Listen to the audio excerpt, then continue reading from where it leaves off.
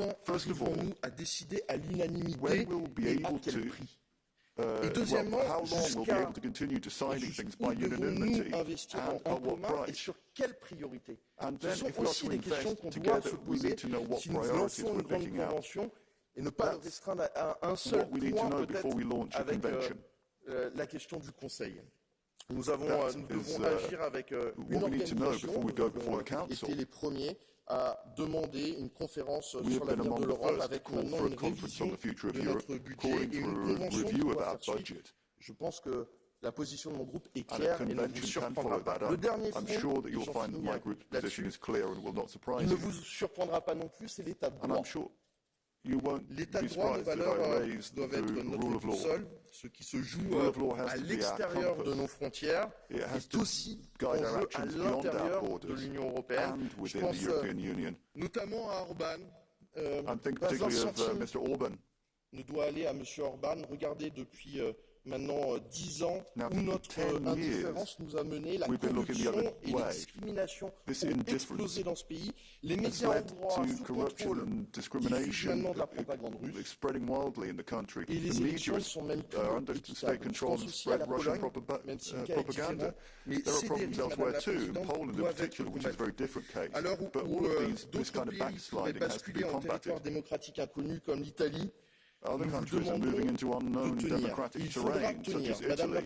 We need to hold firm, Madam President. Sur vous, sur l'ensemble des commissaires européens et du collège, les crises multiples nous démontrent que notre agenda que nous avions pris en début d'année 2019 est le bon. Transition écologique, résilience économique, modèle démocratique. Tout ça, Renew est fier de ce que nous avons déjà accompli, traverser les crises, prête à vous apporter son soutien pour mener à bien les chantiers que vous avez présentés, sans trembler, sans attendre et sans oublier nos priorités et l'ensemble de nos priorités dans cet nouvel ordre international. Madame la Présidente, je suis convaincu que nous serons collectivement en Européens à la hauteur.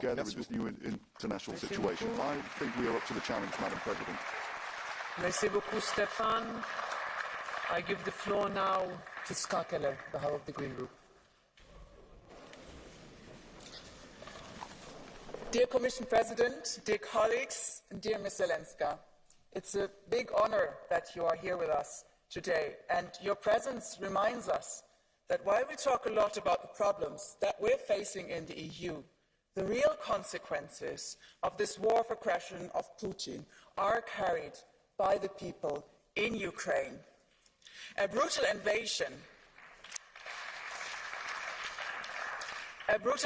led against the peaceful people of Ukraine simply because they chose to live in freedom and democracy.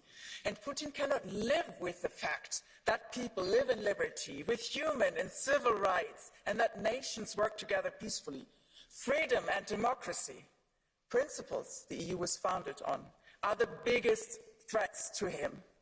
And altogether, we must face this atrocious aggression with determination and with courage, just as Ukraine is showing us.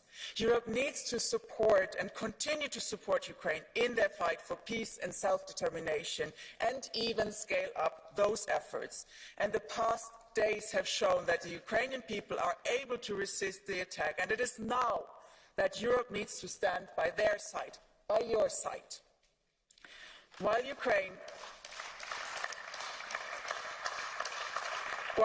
suffers most from the attack, there is also consequences for the EU. We must be prepared for tough times ahead. To do that, we must show solidarity to the outside, but also to the inside, by ensuring that the costs and consequences are carried by the stronger shoulders in our society. With the skyrocketing energy and food prices, we must act.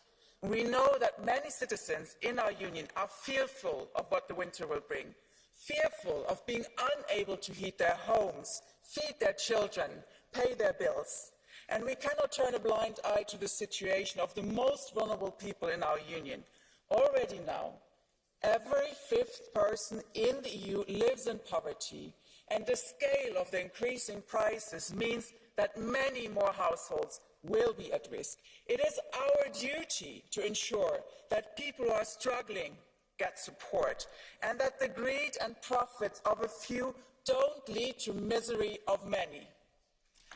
So let's take bold policy steps to make sure that everyone gets through these tough times.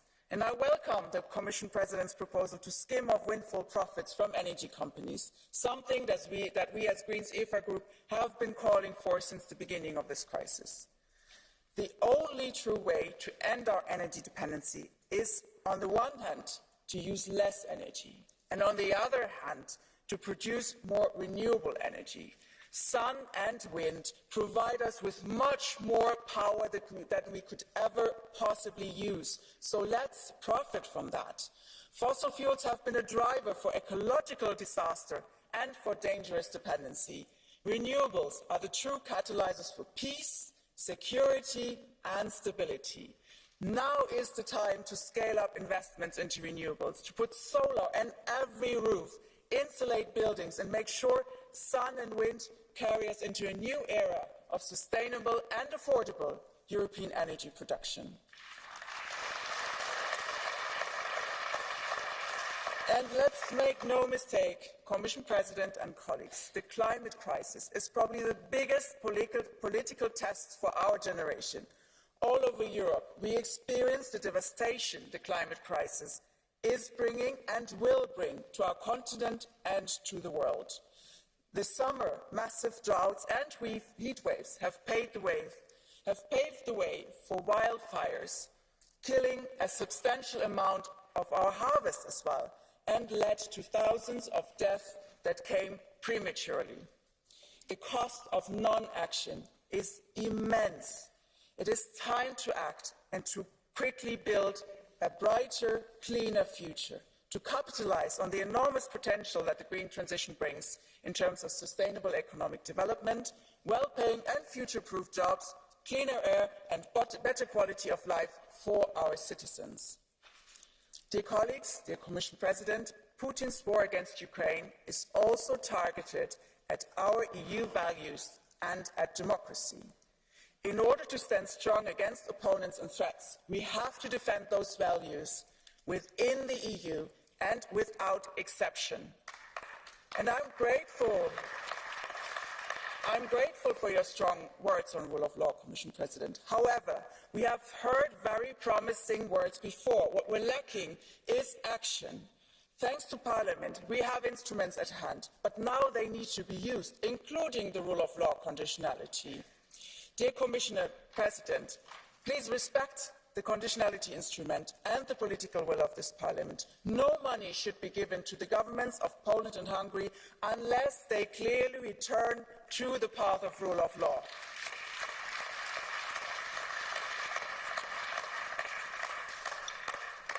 And I want to tell to our dear colleagues from the EPP, and especially to you, Mr. Weber, be careful whom you form partnerships with. Looking at Italy, you are playing a risky game with democracy and with our shared values, just for power. A game that could backfire for all of us. A group that claims to be part of the democratic majority should not partner with people who wear Putin fan shirts, nor parties with fascist logos, not in Italy, not in Spain, not in Sweden, not in the EP, nowhere and never.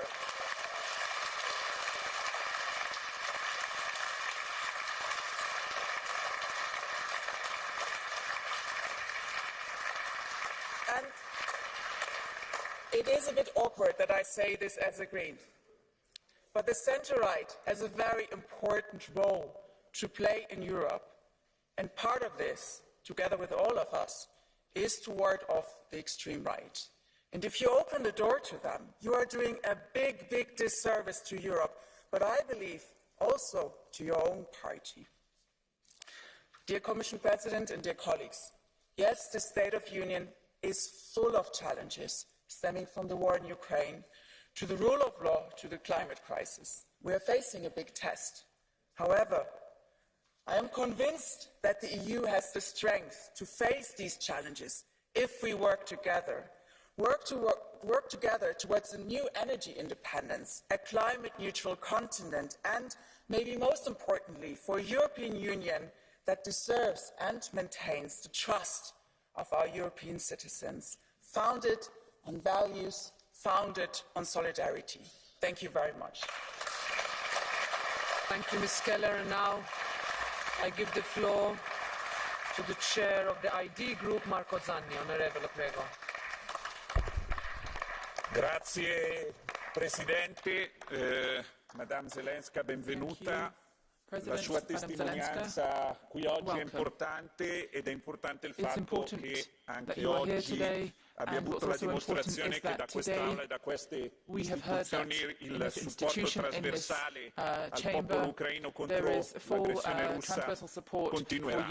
Prima di entrare nel vivo degli argomenti toccati dal Presidente von der Leyen vorrei dare un suggerimento agli amici verdi e socialisti che in mancanza di idee originali continuano a gridare alla minaccia fascista in Europa. Bene, vi suggerisco di parlare con i cittadini, con i commercianti, con le imprese e vi accorgerete che nessuno di loro è preoccupato di una minaccia fascista, ma piuttosto sono preoccupati di dover sopportare i danni di politiche devastanti e distruttive portate avanti da questi gruppi in Europa. Su quanto detto dalla commissaria, dal Presidente von der Leyen, abbiamo ascoltato un bel discorso, ma purtroppo, Presidente, rimane un discorso, rimangono parole. Lei ha annunciato delle misure che la Commissione proporrà per far fronte a una situazione drammatica che mai questo continente ha vissuto in passato, ma queste misure, mi permetta di dirgli, non sono neanche lontanamente sufficienti a poter portare un aiuto concreto a chi oggi sta soffrendo senza colpa di una situazione che, ripeto, è drammatica. Le imprese stanno chiudendo, stanno fermando la produzione, i negozi stanno chiudendo e i cittadini non sono più in grado di affrontare i costi della vita che stanno aumentando in maniera esponenziale in tutta Europa. Ed è vero,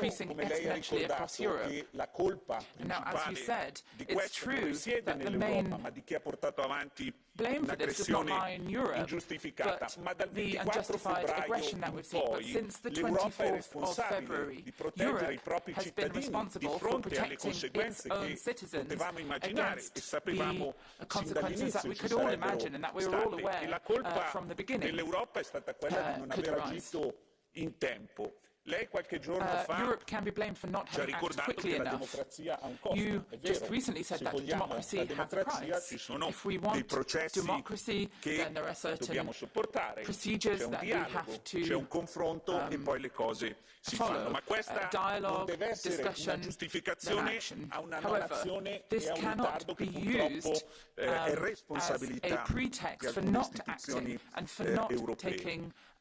Il tetto al prezzo del gas è l'unica misura che potrà in qualche modo aiutare i cittadini e imprese contro questa crisi che stiamo vivendo. Rimane ancora aleatorio, rimane ancora nelle discussioni, rimane ancora in un dibattito, in una dialettica che non ci fa sperare, non fa sperare chi sta soffrendo in maniera troppo evidente di fronte a questa crisi.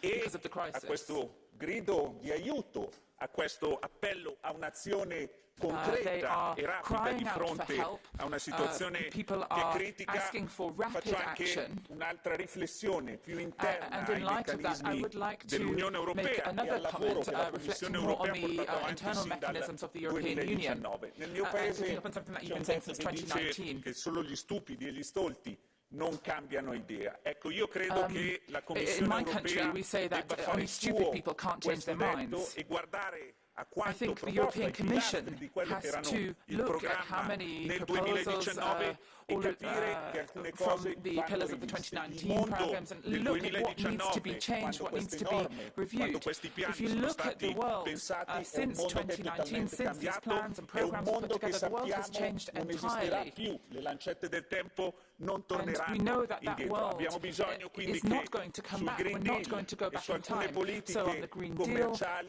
l'Europa e la Commissione guardino con pragmatismo alla situazione cambiata e in maniera lungimirante sappiano ammettere che ci sono diverse condizioni e quindi certe cose non solo non sono più attuabili, ma ad oggi non hanno aiutato né a proteggere il clima né a realizzare quella transizione industriale e socio-economica di cui questo continente oggi ha disperatamente bisogno. Grazie.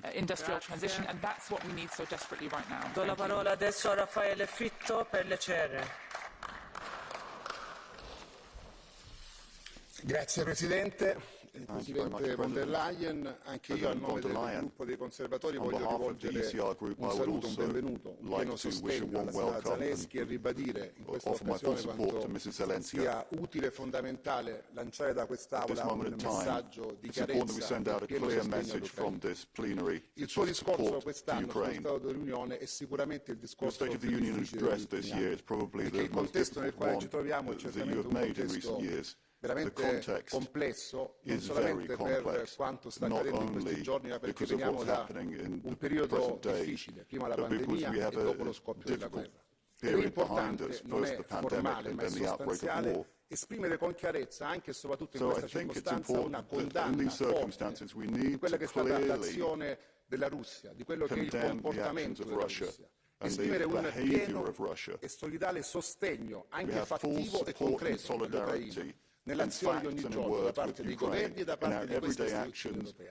E al tempo stesso è altrettanto molto importante lavorare perché sui temi della difesa e della politica estera l'Europa sia in grado di poter costruire una posizione differente rispetto al passato, soprattutto all'interno dell'Alleanza Atlantica, laddove va rafforzata la filiera, il rapporto e la partnership con i paesi europei.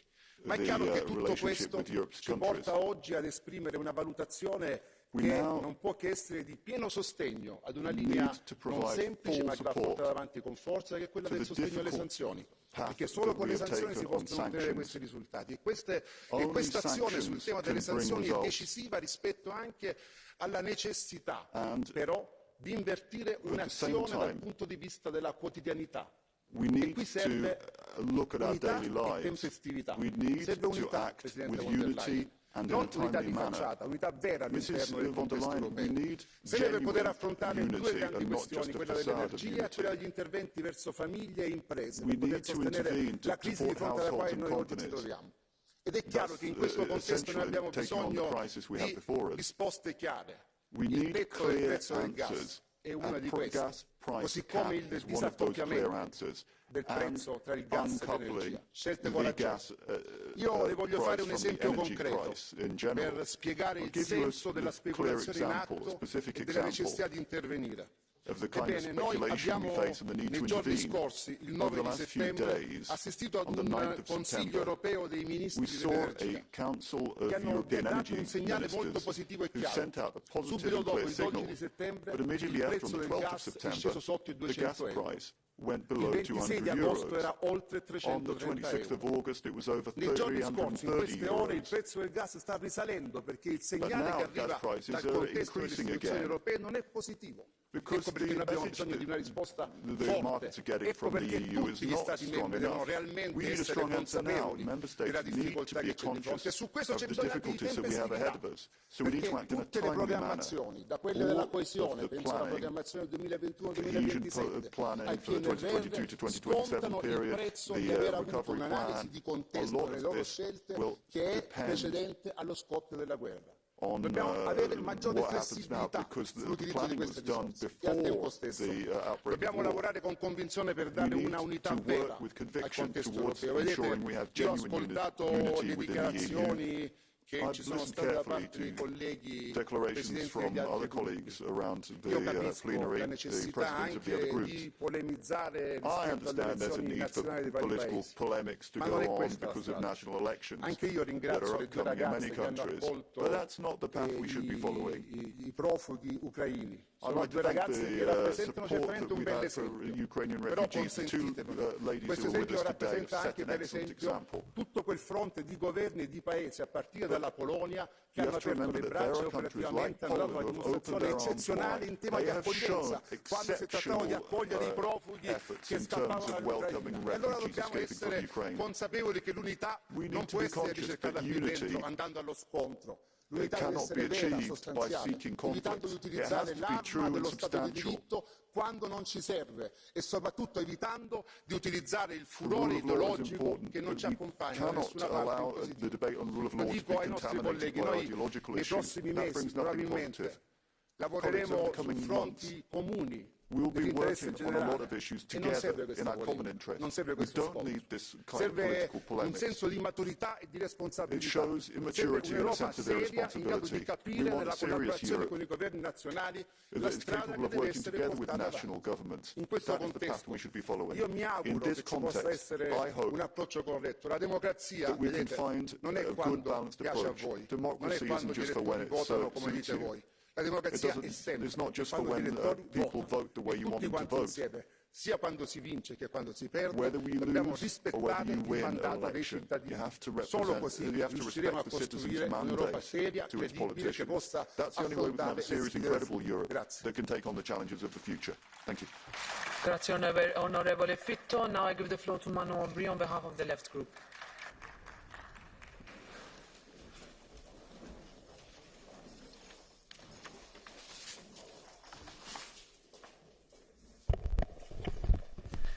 Madame la Présidente Von der Leyen, chers collègues, Madame Olena Zelenska, à quoi bon un discours de politique générale si ce n'est pour répondre aux préoccupations quotidiennes des citoyens européens?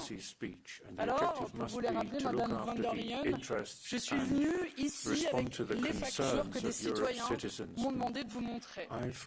Celle-là, celle de Gilles, qui a vu le prix de son électricité augmenter de 113 € par mois, et qui accompagne son message par « Je ne suis pas sûr de me chauffer cet hiver ». Celle de Grégoire, 2300 € de facture de gaz en à peine 6 mois. Et puis, je pourrais en citer plein d'autres, celle de Brigitte, ici, qui se demande si elle va devoir arrêter de manger ou de s'éclairer cet hiver. Et je vais vous dire, ces gens, ils sont des millions dans leur cas. Des millions à pouvoir faire face à l'augmentation faramineuse des prix qui ne se limite pas au seul secteur de l'énergie. Des millions de plus supportés que pendant que leur salaire stagne 2 fois moins vite que l'inflation ou la hausse des prix, les dividendes des actionnaires, eux, ont explosé de 29%. Alors je vous le confesse, ce n'est pas la crise pour tout le monde. Et certains nagent effectivement dans l'abondance, comme dirait un certain Emmanuel Macron. Pendant que 99% des citoyens tirent la langue, une poignée de milliardaires enchaînent les allers-retours entre Paris et Ibiza. Une poignée d'entre eux aussi alimentent les golfs qui sont arrosés largement, le tout en pleine sécheresse et en pleine canicule. Voilà l'état de votre Union européenne, Madame Von der Leyen. Et je regrette que vous n'ayez pas parlé de ces gens-là et que vous ayez d'ailleurs assez peu parlé des questions sociales dans votre discours. Et cette crise, elle n'est pas uniquement le résultat de la terrible guerre en Ukraine et du chantage odieux de Vladimir Poutine. Elle est aussi le produit d'un système économique dont vous êtes bien aujourd'hui obligés de reconnaître les failles. Alors, commençons par la taxation des superprofits. Déjà, première nouvelle, vous reconnaissez qu'il existe des superprofits des grandes entreprises multinationales. N'hésitez pas à en parler au ministre de l'économie et des finances, Bruno Le Maire, qui n'a manifestement pas compris. Alors que dans ce Parlement, nous étions bien seuls à demander une taxation des superprofits. Je vois que le débat progresse et que nous sommes en passe de remporter une bataille culturelle. Je ne sais pas si c'est la crainte de nous donner raison, Madame Von der Leyen, mais je dois d'ailleurs saluer votre créativité lexicale. Je vous ai imaginé avec un petit dictionnaire des synonymes en cherchant comment éviter de reprendre les termes, en inventant, en contournant les superprofits, en inventant la notion de contribution des profits exceptionnels. Mais je vais vous le dire, la bataille des mots nous importe peu. Ce qui compte, c'est bien le contenu. Pour en donner tout son sens, cette taxation ne doit pas être limitée aux énergies fossiles. Elle doit concerner l'ensemble des entreprises qui ont profité du luxe, qui ont profité de la crise, celles du luxe comme LVMH, du fret maritime comme CMA, CGM, du secteur bancaire comme BNP. Elles sont nombreuses les multinationales à avoir fait des super profits, pas uniquement dans le secteur de l'énergie, il faut le dire ici. Sur le marché de l'énergie, c'est la même chose. Je vous revois célébrant au début de votre mandat les vertus du marché. On voit aujourd'hui le résultat avec une débâcle qui illustre à elle seule la crise de votre système de pensée.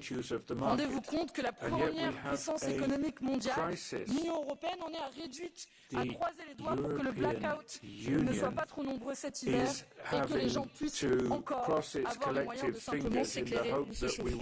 Alors là aussi, face à l'échec de ce modèle, vous en trouverez la porte à un blocage temporaire, bien sûr, des revenus des énergéticiens, en laissant quand même des marges énormes à ces entreprises, des fois qu'elles se soient pas suffisamment gavées. Les rustines ne suffiront pas. Il faut bloquer les prix au niveau d'avant-crise et sortir l'énergie du marché, car elle est un bien commun, comme l'eau, la santé, la nature et tout ce qui nous est nécessaire pour vivre. La lucidité tardive et partielle ne suffit pas, Madame Von der Leyen. Encore faut-il de la cohérence. Et en matière climatique, dont vous avez aussi peu parlé aujourd'hui, je ne peux pas dire que c'est cela qui vous étouffe. Alors que l'Europe vient de vivre l'été le plus chaud de toute son histoire, voilà que vous reprenez à tour de bras la signature d'accords de libre-échange. Notre planète brûle, on dit aux citoyens qu'il faut éteindre le Wi-Fi, mais vous nous demandez encore de vider la mer à la petite cuillère, si dans le même temps, vous vous entêtez à importer du lait et de la viande de Nouvelle-Zélande à littéralement 19 000 km, on ne fait pas plus loin. En fait, voilà le cœur du problème, Madame Von der Leyen. La crise vous contraint à changer de pied provisoirement, mais le naturel revient vite au galop. C'est d'ailleurs la même histoire avec la pandémie. Vous nous aviez dit, j'ai compris la leçon, mais vous vous êtes immédiatement retourné ensuite au business Alors pour conclure, Madame Von der Leyen, vous nous parlez du refond du carcan budgétaire, mais comment vous croire quand c'est en échange de plus de contrôle des États membres? Vous nous reparlez d'une convention des réformes des traités, mais comment vous croire quand vous avez ignoré les conclusions de la conférence sur l'avenir de l'Europe? Nous n'avons plus le temps d'attendre et tout repousser à demain. En réalité, vous êtes prisonnière d'un logiciel en panne et d'un modèle en fin de vie, ce modèle d'une politique libérale qui s'effondre, incapable de résoudre les crises que vos politiques ont créées. Face à ça, deux alternatives, la haine, et je regrette, comme mes collègues de ce point de vue-là, que la droite ait fait le choix de s'allier à l'extrême droite, parfois ici, et trop souvent dans un certain nombre d'États membres. La droite a choisi son camp, le nôtre, il est clair, c'est celui de la solidarité. Alors je vous demande, Madame Von der Leyen, combien de crises faudra-t-il encore pour que vous tiriez enfin véritablement les conséquences de ces échecs? Je vous remercie. Merci, Madame Aubry. I give the floor now on behalf of the non-attached members to Thomas Deutsch.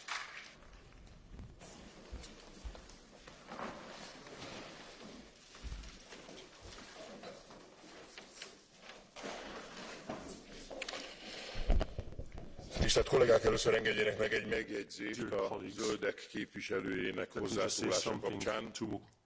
Magyarországon a szocialisták és demokratákhoz tartozó magyar pártok, a liberálisokhoz tartozó magyar pártok és a zöldekhez tartozó magyar pártok évek óta szoros politikai és választási szövetségben vannak egy antiszemita szalonnáci párttal, a Jobbikkal. anti-Semitic political party called Jobbik. Kifogásolják a szélsőséges politikai erőkkel való együttműködést, if you are against cooperation with the extreme political forces, then you'd better look at your own courtyard first. Magyarok német és szovjet megszállást is elszenvedő nemzetfiaiként pontosan tudjuk, milyen az agresszióval szemben a függetlenséget harcolni. Holokauszt túlélő zsidó magyar gyermekeként pontosan tudom, milyen a háború embertelen pusztítása. Mindannyian a megtámadott oldalán állunk. Amikor a nyár elején a szankciókat elfogadták, az Európai Bizottság azt ígérte, hogy a szankciók térdre fogják kényszeríteni Oroszországot. Azt ígérték, hogy a szankciók Oroszországnak lesznek munkavágóak, nem az európai emberek. Azt ígérték, hogy a szankciók elhozzák a háború végét. Nos, a háború végét ma sem látjuk, az európai emberek energiaszámlái viszont az egekbe szöktek, Oroszország eközben soha nem látott nagyságú bevételekre tett szert az energiaárak emelkedése miatt. A szankciók bevezetése óta az infláció vágtat, az európai emberek szegényebbek lettek, Oroszország pedig gazdagodik. Európában a válság és energiahiány fenyeget. Tisztelt elnök asszony, a bizottság nem ezt ígérte, is not what the Commission promised us bevezetni. when you introduced the Thank you, Mr. sanctions. Deutsch. I now give the floor back to the President of the Commission, Ursula Von der Leyen, for 5 minutes. Thank you very much. And first of all, I want to thank all the presidents of the groups for the broad coalition supporting the proposals of solidarity for the vulnerable households and companies. And yes, we know time is of the essence, but when I look at Madame Aubry, the bills you have shown to us, yes, in French you would say, ils sont insupportables. This is right. But you know what? Send those bills to Moscow. That's where they belong to. That's where the source is.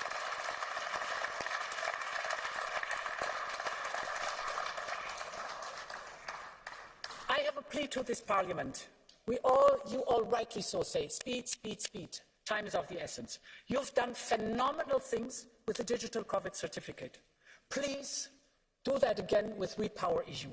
Because you're all rightly so calling for investment for renewables, also cross-border projects.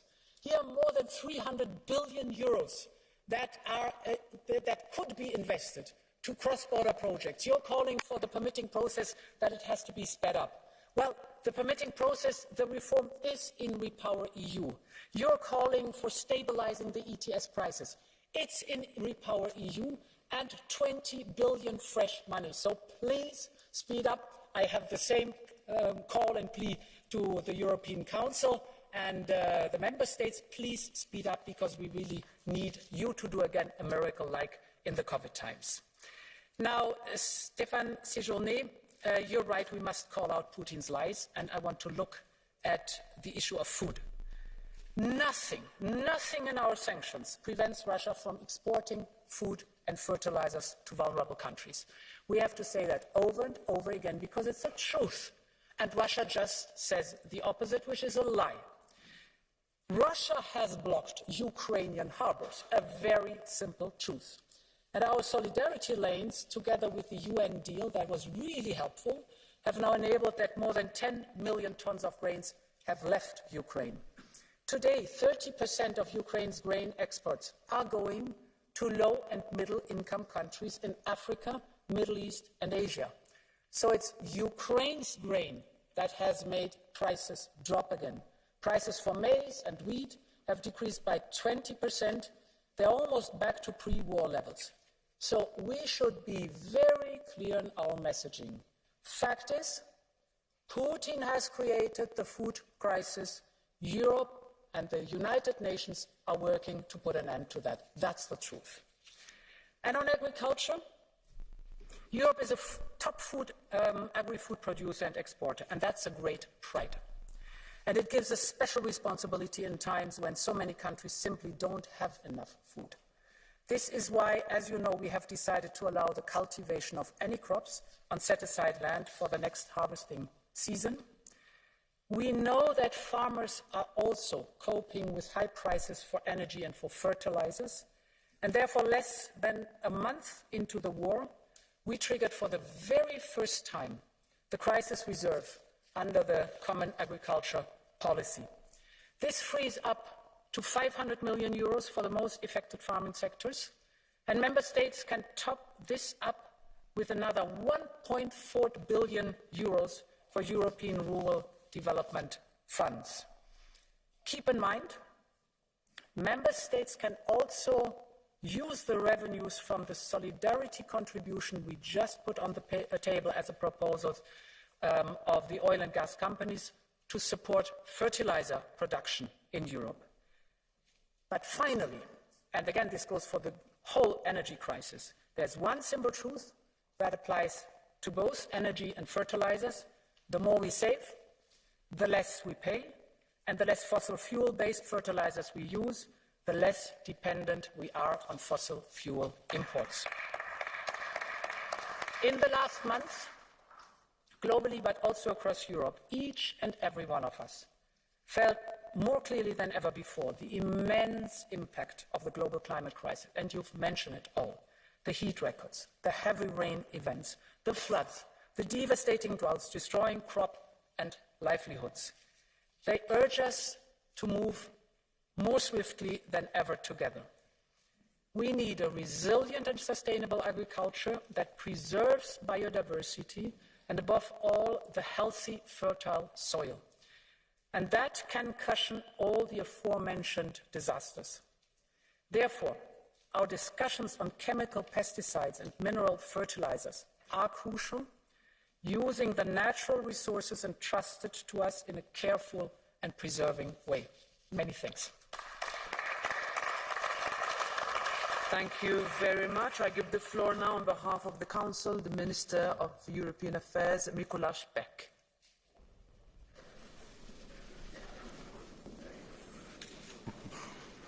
Thank you.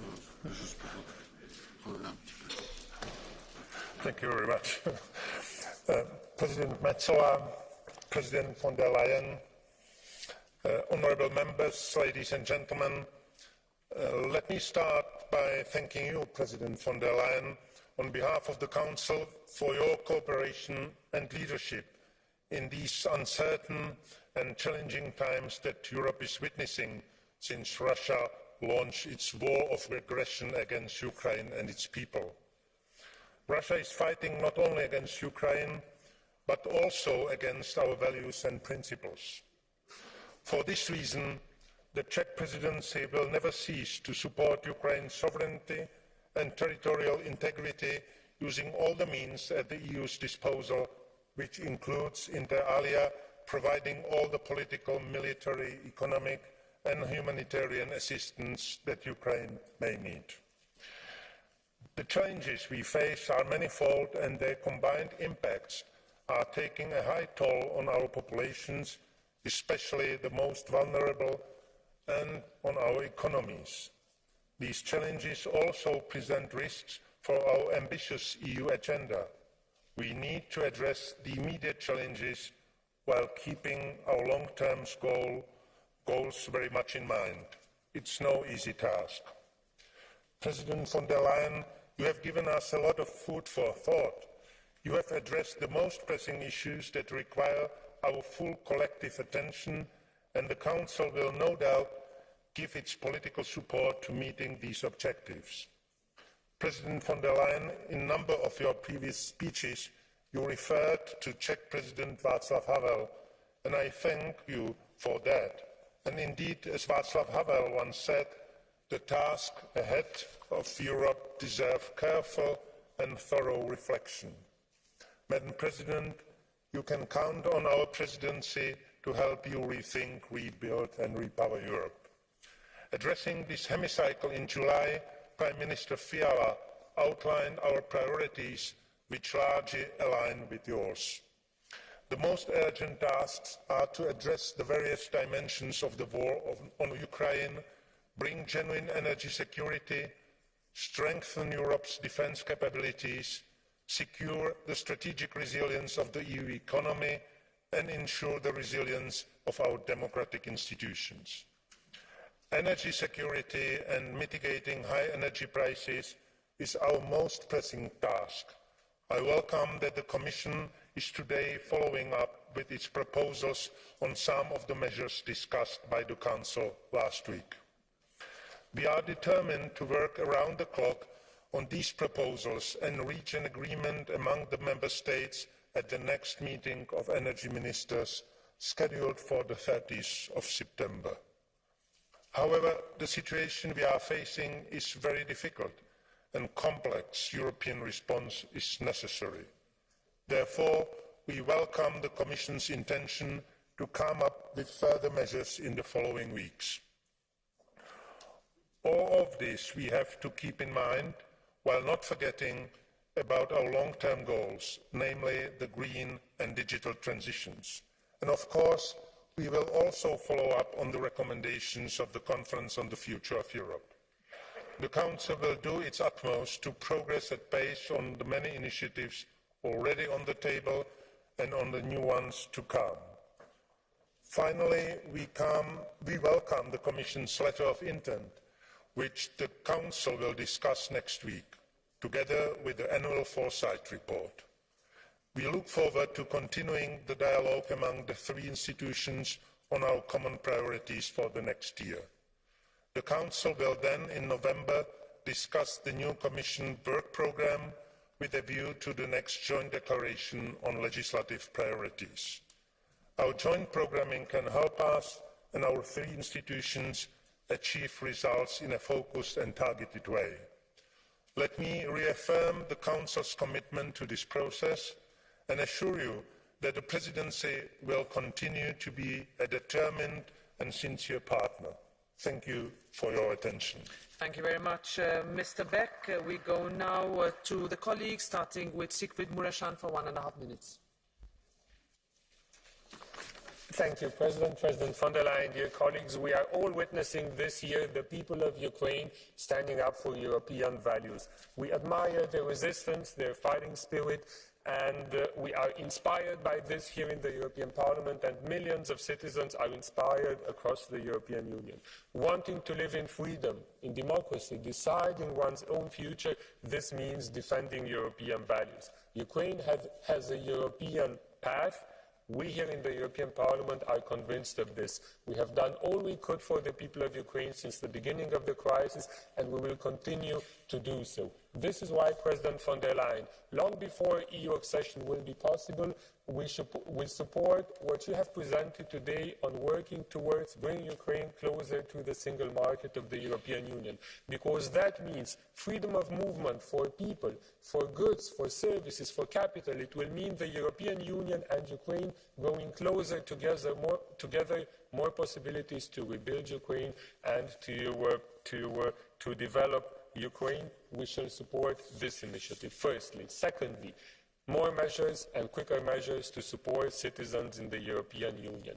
Capping energy prices, including prices on imported Russian gas, using existing funds for energy interconnectivity, for energy efficiency, for reducing dependency, and for investing in renewables. This is what Repower EU is about. We are finalizing, President, dear colleagues, work here in the European Parliament to make sure that money flows where it is needed fast. But as President von der Leyen, you have announced new measures today. We shall also work together on revising the budget of the European Union. We want to do more. We need to make sure that in all of those areas we have money. To conclude, Madam President, we also have a duty to make the European Union safer. We have enlarged NATO because Finland and Sweden wanted to join, and because they fulfilled the criteria. We should do the same for the Schengen area. For many years, Romania and Bulgaria are fulfilling the conditions, and Croatia now fulfills them as well. We in the Parliament have a clear position. The Commission has a clear position. We shall be united in pushing the Council to doing this, because enlarging Schengen means more security for all of us. Thank you very much. Thank you very much, Mr. Mureşan. Simona Bonafè now for 1 minute. Grazie Presidente. Ma ci troviamo davanti a un'altra grave crisi in Europa che colpisce pesantemente le nostre famiglie e le nostre imprese strette nella morsa del caro energia e dell'inflazione. Come per la pandemia non possiamo stare a guardare mentre le imprese chiudono e le famiglie si impoveriscono. Nei momenti più duri serve che l'Europa faccia fino in fondo l'Europa, che metta davanti a tutti l'interesse comune europeo, a dispetto di chi, anche quando la pandemia picchiava duro, in nome dell'ideologia sovranista ha sempre ostacolato decisioni solidaristiche e di chi ancora oggi nel mio paese si candida a governare dicendo che la pacchia di un'Europa più unita, solida e solidale deve finire, salvo poi venire qui e accusare l'Europa di immobilismo e di inerzia. Io oggi ho sentito parole chiare da questa Presidente von der Leyen sul futuro dell'Unione, sulle sfide che abbiamo davanti, sulle misure necessarie ora per aggredire la crisi, a partire dalla riforma dell'intero mercato energetico e da nuove risorse per famiglie e imprese. Si agisca però con coraggio e sul fronte dell'energia non si perda altro tempo per porre un tetto massimo al prezzo del gas, unica misura in grado di fermare questa odiosa speculazione inquinante. L'Europa è una comunità di destino o non è Europa. Ha detto bene il Presidente von der Leyen. La nostra unità è la nostra vera forza, le nostre divisioni la nostra condanna. Lo ricordi però a tutti qui dentro. Grazie, signora Bonafè. Next is Malik Asmani for 2 minutes. Dear President Metsola, dear Ms. President von der Leyen, dear Commissioners and dear colleagues, I want to start by praising the people of Ukraine for their enduring bravery and commitment to freedom. Colleagues, the progress they have made shows our aid and assistance to Ukraine is working. The EU must supply the weapons Ukraine needs to keep their momentum. Let's communicate directly to the people of Europe about who is responsible for the cost of living prices. Madam President, the origin of high inflation points to one man. We have the cost of Putin's crisis. His reckless actions have driven up everyday energy and food costs for households and businesses. In the short term, we must do what is necessary to limit the economic shock we are facing. Europe's small businesses cannot be left to pay unsustainable bills for the maniac in the Kremlin. They are the backbone of our economy, Madam President, so please make sure your proposals focus on them too. That is why we in Europe has set out a plan for an energy shield and a food security strategy, and act we must. However, let us be mindful of unintended consequences. Remember that, ultimately, the market knows best how to allocate resources. Reform the market, yes. Disfigure the market, no, thank you. Madam President, the extreme weather we have seen also this summer shows the importance of the green transition. We have the chance to transform our economy and deliver millions of new jobs by harnessing new technologies. A temporary energy crisis is no justification to undermine the Green Deal. And finally, on migration, we need to act, Ms. von der Leyen, not only with arguments about the advantages of migration, but our citizens expect that we are in control of migration. And if a package approach doesn't work, then we need to decouple and start with some important files, like screening at external border, and strengthen also more our efforts on the external dimension. If we do not act, Ms. von der Leyen, we will see more Meloni's on the European stage. And that is our common responsibility to prevent. Thank you. Thank you, Mr. Asmani. And now for 1.5 minutes, Jordi Soler.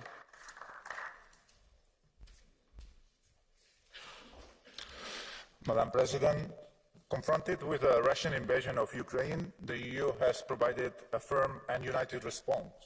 We rightly decided to stand with the Ukrainian people in the face of this criminal aggression. We did the right thing. We have to be with those defending democracy, freedom, and ultimately what we like to call European values. But it should be remembered, as you did in your speech, that within our European Union, these same values cannot, at all times and in all places, be taken for granted either. That here too, it is necessary to defend every day respect for fundamental rights and democracy, although, luckily in our case, not with the force of arms, because we do indeed have problems in this regard, and not all of them are caused by threats coming from the outside. When in some member states we are spied on by the hacking of our phones, as has happened to me and other colleagues in this Parliament, we have a serious problem. When political and judicial abuses committed in member states must be called out by international organizations, as it recently happened to Spain, we have a problem. When the rule of law continues to deteriorate in some member states and we don't fully use the mechanism to correct that situation, we also have a problem. So, Madam von der Leyen, I kindly ask you for more courage to protect, defend and improve the state of democracy and the respect for fundamental rights in our Union. Thank you. Thank you, Mr. Soler. Maintenant, Jordan Bardella pour 1 minute et demie.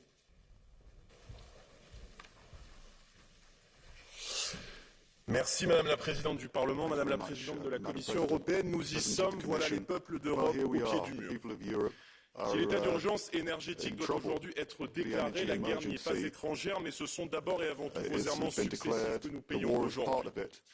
Vous illustrez parfaitement le proverbe français « L'enfer est pavé de bonnes intentions ». Et sortir de notre dépendance aux énergies fossiles, vous nous avez mis entre les mains de la Russie, des États-Unis, de la Chine et des pétromonarchies du Golfe. Vous prétendiez décarboner notre économie, nous rouvrons des centrales à charbon en raison d'une guerre absurde et irrationnelle menée contre le nucléaire sous la pression des Verts. Vous vouliez effondrer l'économie russe, vous lui avez offert une manne financière inespérée en démultipliant ses revenus d'hydrocarbures. Vous prétendiez défendre l'écologie, vous importez du gaz de schiste américain à grand renfort de méthanier. Vous vous placez en défenseur des valeurs de l'Europe, vous vous mettez aujourd'hui à genoux devant l'Azerbaïdjan qui bombarde le valeureux peuple d'Arménie parce que vous vendiez ses hydrocarbures. Vous vantiez les mérites de l'Europe sociale, vous préparez maintenant le rationnement de millions de familles françaises et européennes qui n'ont jamais tant redouté l'hiver qui vient. Par vos incohérences, par vos revirements insensés, par vos renoncements à la souveraineté, vous plongez nos peuples et ces entreprises dans la détresse en les confrontant à des urgences que vous croyez d'un autre temps.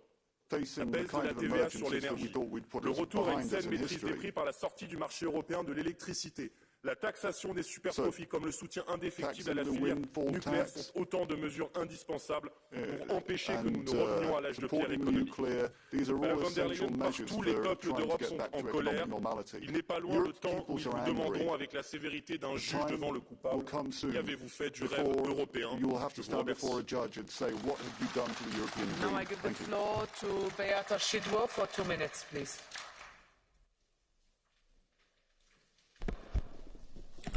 Pani Przewodnicząca, Szanowni Państwo. Najważniejszy fragment dzisiejszego wystąpienia Pani Przewodniczącej von der Leyen to ten, w którym przyznała, że błędem było niesłuchanie Polski i innych krajów, które przestrzegały przed polityką prowadzoną przez Unię Europejską wobec Rosji i Putina. To dobrze, że te słowa padły, ale pytanie, czy jest to rzeczywista refleksja? Chcemy na tym zdaniu, na tej refleksji budować inną, lepszą, solidarną Unię Europejską, bo takiej dzisiaj potrzebują Europejczycy. Czy też tylko i wyłącznie jest to zdanie, na którym przejdziemy wszyscy do porządku dziennego i będzie dalej tak jak do tej pory? Padło tutaj wiele ważnych zdań, ale padły też zdania o konieczności obrony demokracji, praworządności w różnych krajach europejskich członkowskich.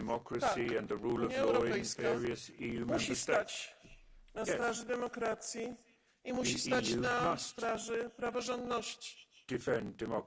Ale to znamienne, że te słowa wypowiadają przede wszystkim politycy z frakcji liberalnych i socjalistycznych, przede wszystkim z Niemiec i Francji. I odnoszą się one do rzekomego łamania prawa i praworządności i demokracji w Polsce czy na Węgrzech. To jaka ma być ta demokracja? Czy to ma być demokracja taka, jak chcą jej Niemcy? Bo jak mam odebrać słowa pana przewodniczącego Webera, który mówi o wspieraniu Donalda Tuska, a więc włącza się w walkę polityczną wewnętrzną w kampanię wyborczą w Polsce. Czy to ma być też demokracja, która szanuje wybory polityczne obywateli w państwach członkowskich. Elections. Shouldn't democracy be about respecting the choices of voters in other countries?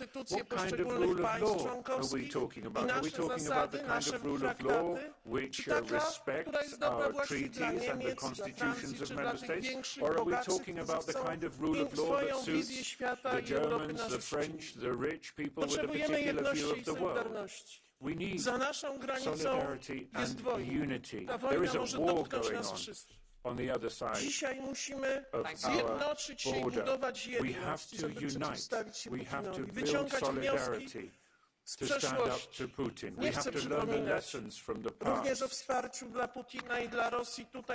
There are people in this chamber who've supported Putin, who've supported Russia. A former chancellor of Germany was a supporter of Putin and Russian energy policy. That is why, ladies and gentlemen, we need to show more respect for each other, and we need to reflect on what solidarity means. Fru talman. Jag ser med stort allvar och stor oro på den tid vi lever i. I mitt land, i Sverige, ser vi ut att få en regering som vilar på ett högernationalistiskt och rasistiskt parti. Och vid årsskiftet så är det mitt land, Sverige, som tar över EU-ordförandeskapet. Vad kommer det betyda för EUs klimatpolitik att vara beroende av klimatförnekare? Vad kommer det betyda för EUs demokrati och rättsstatspolitik att regeringen i EUs ordförande lutar sig på ett gäng som på en rak fråga inte kan välja mellan Macron is depending on a party that cannot respond when they're asked whether they support Macron or Putin. Well, I may not be a fan of Macron, to say the least, but I would always know what side I would pick. Fru ordförande, och kommissionen gör mer för att stoppa högerextrema och högerauktoritära krafter i Europa. Det behövs för klimatet, för demokratin, för en gemensam framtid. Och vi i vänstern, vi kommer göra allt vi kan. Vi kräver en klimatpolitik som lyssnar på forskarna, inte på klimatförnekarna. Vi kommer fortsätta kräva hårda mot Polen och Ungern som tampar på allt vad demokratin och rättsstaten. Fria medier, oberoende domstolar, ett levande civilsamhälle. Det är inte en lyx, det är ju en förutsättning. Vi kommer fortsätta stå upp för kvinnors rättigheter till aborträtten, att vi själva ska bestämma våra kroppar. Vi kommer stå upp för hbtq-personers rättigheter. Och ett kandidatland i detta nu försöker förbjuda en Pride-marsch. Det är helt enkelt oacceptabelt nu i Sverige. Rysslands krig mot Ukraina, detta fruktansvärda krig, det ställer också krav på oss. Naturligtvis måste vi investera i förnybart, göra oss oberoende av Putin, men vi måste också göra om vår energimarknad. Och jag välkomnar de förslag som vi har lagt och vi får se om ligger på bordet. Vi måste beskatta övervinsterna betydligt hårdare än vad som du har sagt här idag. Det finns ingen tid att förlora. Och då menar jag verkligen ingen tid att förlora. Och jag förväntar mig att du, till skillnad från den svenska högern, inte kommer att luta dig på högerextrema krafter. För då är det kört. Då kan vi inte stå upp för klimatet. Då kan vi inte stå upp för demokratiska rättigheter. Då kan vi inte stå upp för välfärden. Och vi kan inte stå upp för det som vi behöver för att bygga ett hållbart Europa. Det är nu det gäller. Vi har ingenting att förlora. Tack. Thank you, Ms. Björk. Next is Tiziana Begin for 1 minute. Prego. Grazie Presidente Metsola, Presidente von der Leyen, colleghi. Se l'immagine simbolo dell'Unione Europea durante la pandemia è stata quella drammatica dei reparti pieni di malati Covid, quella di oggi è questa. Questa è la bolletta energetica che un piccolo imprenditore ligure ha ricevuto per il mese di agosto, 5.600 euro contro 1.700 dell'anno scorso, più che triplicato. E per colpa di questo salasso, molti imprenditori hanno già cessato la loro attività, molti saranno costretti a farlo e milioni di famiglie non potranno arrivare alla fine del mese. A queste persone non possiamo rispondere con vertici improduttivi, facing this, we can't just have unproductive summits and more words. We have to act. President von der Leyen, Do you remember the meeting with President Conte? That is the model that you should take as your inspiration. The recovery fund is the pole star that we have to follow during this energy crisis. Now, of course, other measures are going to be required, shared storage, caps on gas prices. Perché hanno scritto male la legge dello Stato italiano e But mancano don't take advice from the entrate per Draghi 9 miliardi su 10. Uno scandalo. Questi fondi servono the ora work that has been done in Italy is not right. We need this money now, and it's our citizens and our businesses that need this money. Next is Francis Fitzgerald for 1 minute. Europe today is facing crisis, with war once again on our continent. But Europe has increasingly responded well to crisis, and our determination to do so again is unwavering. People and governments are looking to the EU now more than ever to see how we can tackle those global problems. We know what they are: energy prices, climate change, cost of living, inflation, job creation. Announcements are important, but now the EU must act decisively. Thank you, President, for your leadership. But we now need a commitment from all our member states to implement all of these issues without delay. Use the funding, as the President has said, that is there. I welcome the supports that have been announced for families and SMEs. SMEs are at the heart of our economies. We know they are the job creators in our member states. Only by working together, EU and member states, can we ensure that the worst impacts of Putin's winter can be avoided. This should not be about a battle of competencies, but a commitment to deliver. Our citizens are waiting. Thank you. Thank you, Ms. Fitzgerald. Issa naddi l-kelma l-Alex Saliba al-minuta. Mr. Alex Saliba for 1 minute. Iċ-ċittadini Ewropej bħalissa qed iħarsu lejna sabiex noffru soluzzjonijiet għall-kriżi ekonomika u soċjali li ninsabu fiha. L-azzjonijiet li ser nieħdu llum ser jiddeterminaw l-istat tal-Unjoni Ewropea ta' għada. Prezzijiet għolin tal-enerġija u l-ikel, inflazzjoni qed tikber b'rata maġla ħafna, konsegwenzi negattivi fit-tul il ħallit fuqna l-pandemija, żieda fil-qatt u tnaqqis fil-kapaċità tax-xiri more unemployment, less spending power for our families, more poverty and greater social inequality. This is only a small part of a broader problem we are facing, a problem that will affect many people in the coming years and that will bring with it dramatic consequences for the most vulnerable members of our society. So I believe that we need a European reinsurance scheme that will fight against unemployment, that will protect employment and our workers. We need to protect people who are living in poverty, people with disabilities, our youth, our elderly people who are unemployed, those who are working for no salary, platform workers who have no protection and no rights. Thank you, Mr. Raju Saliba. 1 minute. Thank you very much, Madam President. Madam President, well, difficult moments in Europe, indeed. How to continue helping Ukraine and at the same time how to mitigate the energy crisis in Europe. Households are struggling to pay the energy bills, doctors to close their practices, industries preparing massive redundancies.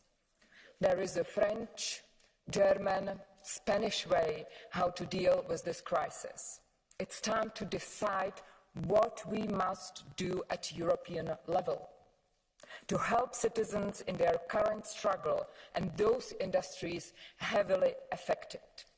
Some companies will receive state aid in one country, while the same sector in another country will not. We need to ensure a fair, level playing field for all affected sectors in Europe. Winter is coming. We need solidarity, common rules, targeted help for affected businesses and, above all, for our citizens. Thank you very much. Thank you very much, Ms. Sharansova. Maintenant, David Cormand pour 1 minute.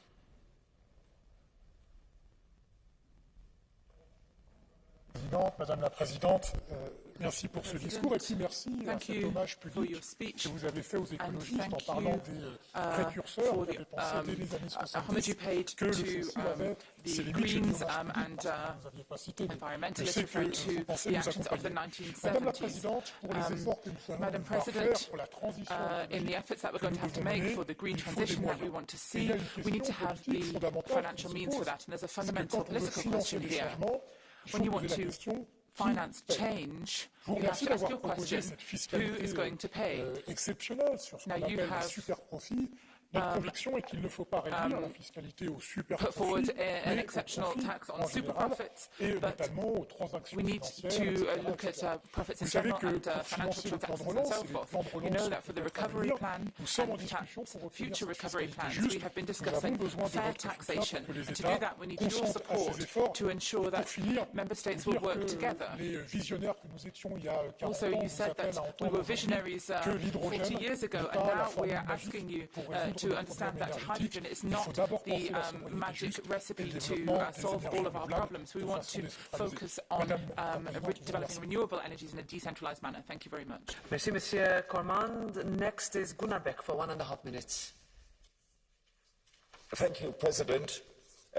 Commission President, we expected a speech on the State of the Union and got one on Ukraine, the blessings of public debt, the green religion and the fantasy economy. Tatsächlich herrscht in der EU Stagflation, über 9% Inflation und dem niedrigsten Wachstum der entwickelten Welt. Für Deutschland erwartet das IFO-Institut nun Rezession und eine Inflationsrate von zeitweise über 10%. Die Schweiz indes hat 3,5% Inflation und 2,6% reales Wachstum. Das zeigt, Hyperinflation ist vermeidbar und solides Wachstum in Europa noch möglich. Unsere Stagflation ist also nicht Folge von Covid oder Ukraine-Krieg, sondern hausgemacht durch undurchdachte Sanktionen und einen Green Deal, der Energie unbezahlbar macht und null Einfluss auf das Weltklima hat. Jetzt soll der EU-Migrationspakt noch Dutzende Millionen Migranten zu uns holen. Jeder einzelne davon kostet uns nach einer dänischen Studie über 600.000 €. Das Geld dafür druckt die EZB und Geldmengenzuwachs und Euroverfall bedeuten noch mehr Inflation. Fragt mich jemand, was können wir jetzt noch tun, sage ich stets. Ganz einfach. Genau das Gegenteil dessen, was deutsche Bundesregierung und die EU-Kommission seit Jahren machen. Das wäre der allzeit billigste Aufbauplan und die einzige Zukunft the only possible future for next generation EU. Thank you, Mr. Beck. Next is Robert Zile, Vice President. The floor is yours for 1.5 minutes. Madam President, Madam von der Leyen, to start with, I must say that this was the best of the State of the Union speech that I've heard here during the numerous years I've been in this House, but only in that part which gives the quick actions that we have to take. And you said that in this complicated situation we have to do certain things, and I think that in this part you tried not to please too much various political forces in this House. This is a year of awakening when most of Europe was in deep sleep, with eyes wide shut. We have to open the eyes and have to understand that the situation has changed, and we have to strengthen our threshold of pain. A few years ago we made energy union, but instead of that it resulted in new pipeline to Russia, and it hurts many. I would like to say that your program in respect of energy market is acceptable, and I urge you to take fast steps and to negotiate, to talk with the member states and ensure that this doesn't destroy the single energy market that we have. Before the war in Ukraine, we started building the strategic compass, but the war in Ukraine and the Ukrainian reliance mainly on our transatlantic partners and its European neighbors, I think, in my opinion, it makes us rethink the direction of this compass. And also the expansion of NATO shows where this security needle of the compass points to. That's why I urge you to focus on the most important and the crucially decisive things, and let's not waste our time on unimportant stuff. Dear Roberts, can I ask you to pause? Do I see that Ms. Grappini has a blue card for you? Ms. Grappini, will you take it? Okay, Ms. Grappini, you have the floor. Roberts, you can come back to the lectern to answer. I will need to get you. Yeah, there it is. Da, mulțumesc foarte mult. Stimate coleg, ați spus că discursul legat de starea națiunii a fost cel mai bun de când sunteți în acest Parlament și da, dacă mă gândesc că doamna președintă a spus de foarte multe ori trebuie și vreau, este adevărat. Acum când vorbim însă 25 de milioane de cetățeni europeni au salariul minim și nu putem vorbi de viitor și de ținte 2030 și 2050 fără să știm ce facem acum, pentru că ritmul în care se iau decizii de la vreau și trebuie la măsuri concrete este foarte lent. Vom vota abia în octombrie o situație, o lună rece deja, în sezon rece. Ce credeți că ar trebui totuși să facem concret pentru a ajuta și cetățenii și IMM-urile? What can be done in concrete terms for our citizens? So please, can that be fixed while... I think I catch the point in English. So, of course, there are difficult and it was very painful time. But my group and also my political views is always that everybody, all ruling governments and EU level should do their own work on this crisis situation. For example, I think that this mostly should be done to decrease this pain level by national governments. And at the same time, the European Union level should take responsibilities to keep it in a balance, in a joint actions in a single market and energy problems. And so that's my ideal combination how we can solve this crisis. Thank you. Thank you very much, Vice President. Next is Lefteris Nicolaou Alavanos for 1 minute.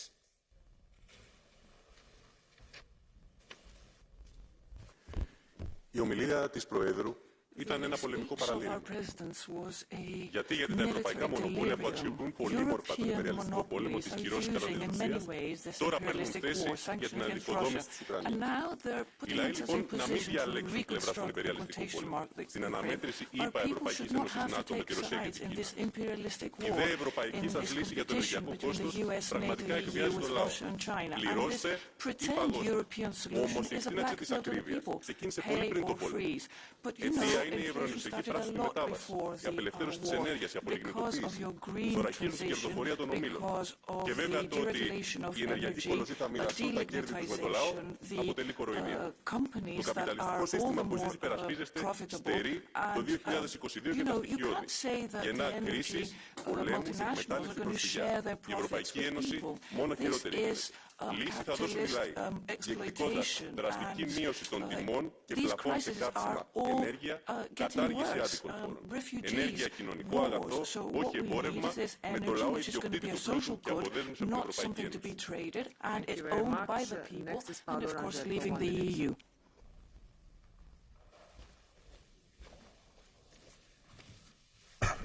Senhora Presidente do Parlamento, Presidente Von der Leyen, antes do mais, toda a solidariedade com a Ucrânia e saudar esta iniciativa de trazer cá a Primeira-Dama como símbolo do nosso compromisso para com os ucranianos. Agradecer muito o empenho que está a pôr na Convenção.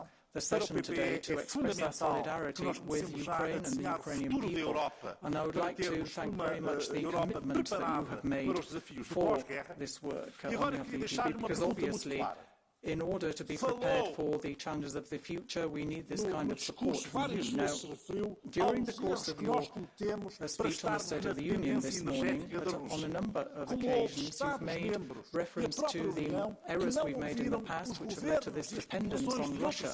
And you said that the member states and the European Union didn't necessarily hear or listen to properly certain heads of state and governments from certain member states. If you take a look at the interconnection pipes between the Iberian Peninsula and France, President Macron is refusing that interconnector. Is the European Commission going to be complicit in this once again? The Prime Minister Antonio Costa has met President Macron, but he's not managed to persuade him to accept this interconnector pipe. And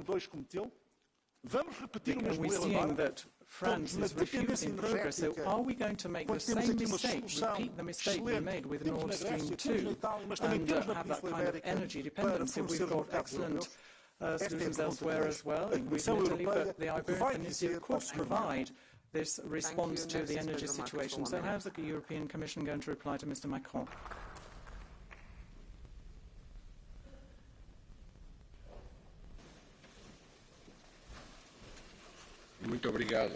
Muito obrigado, Presidente, cara Presidente da Comissão Europeia, caros colegas. Nos últimos meses, face à invasão da Ucrânia, os nossos cidadãos responderam com solidariedade. Hoje, com a guerra a sentir-se cada vez mais na Europa, é nosso dever proteger os europeus deste tsunami social, para que a onda de solidariedade europeia com a Ucrânia não perca força. Presidente Von der Leyen, o compromisso de limitar o respeito mútuo para fins sociais é possível. Vem tarde, mas mais vale tarde do que nunca. Há países que andaram mais depressa nesta matéria, como foi o caso de Portugal e Espanha, protegendo os consumidores, baixando as tarifas. Ainda bem. Mas nem todos foram tão leves.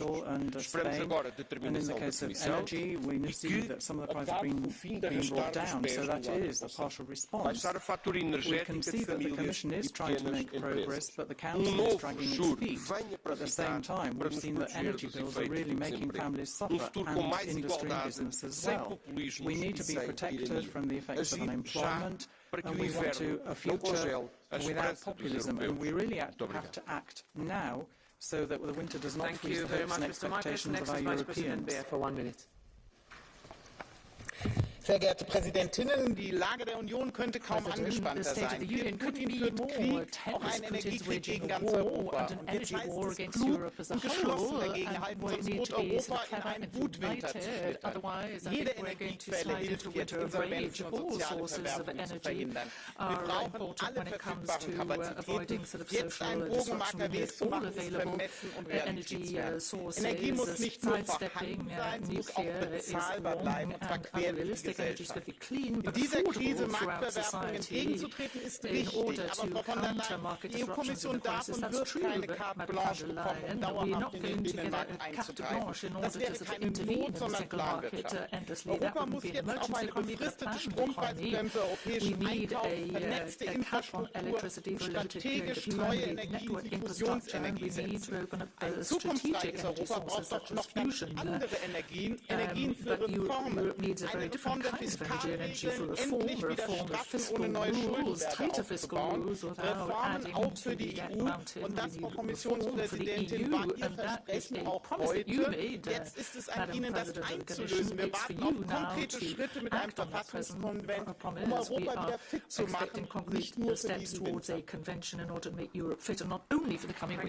Next is Heidi Hautala for 1 minute. Dear President von der Leyen, you mentioned that through trade policy we can not only strengthen our economy but also promote shared values with like-minded countries. And 1 year ago you made the important announcement the EU will put in place a ban on imports of goods made with forced labour. And I understand that the Commission is now expected to publish its proposal for such a law in a couple of hours. Could you confirm this? There are 50 million modern slaves in the world today, and the majority of them work in the global value chains, with often a European consumer at the end of the chain. We must do everything to ensure that EU or its companies are not complicit in supporting state-sponsored or other forced labour, and it's very important that when violations do happen, effective remedy to victims needs to take place. Dear President, finally, the report finally released by the UN High Commissioner for Human Rights, Michel Bachelet, is yet another proof of horrendous abuses, including massive forced labour amounting to, at the very least, crimes against humanity in Xinjiang. Will you make sure that the EU enforces an effective regime alongside the US and other global partners before even the conclusion of further trade agreements? Thank you. I give the floor next to Gerolf Annemans for 1.5 minutes. Thank you, Madam President. Ik hoor de laatste dagen dat steeds meer mensen zogenaamd een oplossing verwachten van de Europese Unie. Ik weet niet of de vertaling dit zal kunnen overbrengen, maar in het Nederlands hebben we daar een uitdrukking voor. Zij gaan bij de duivel te biechten.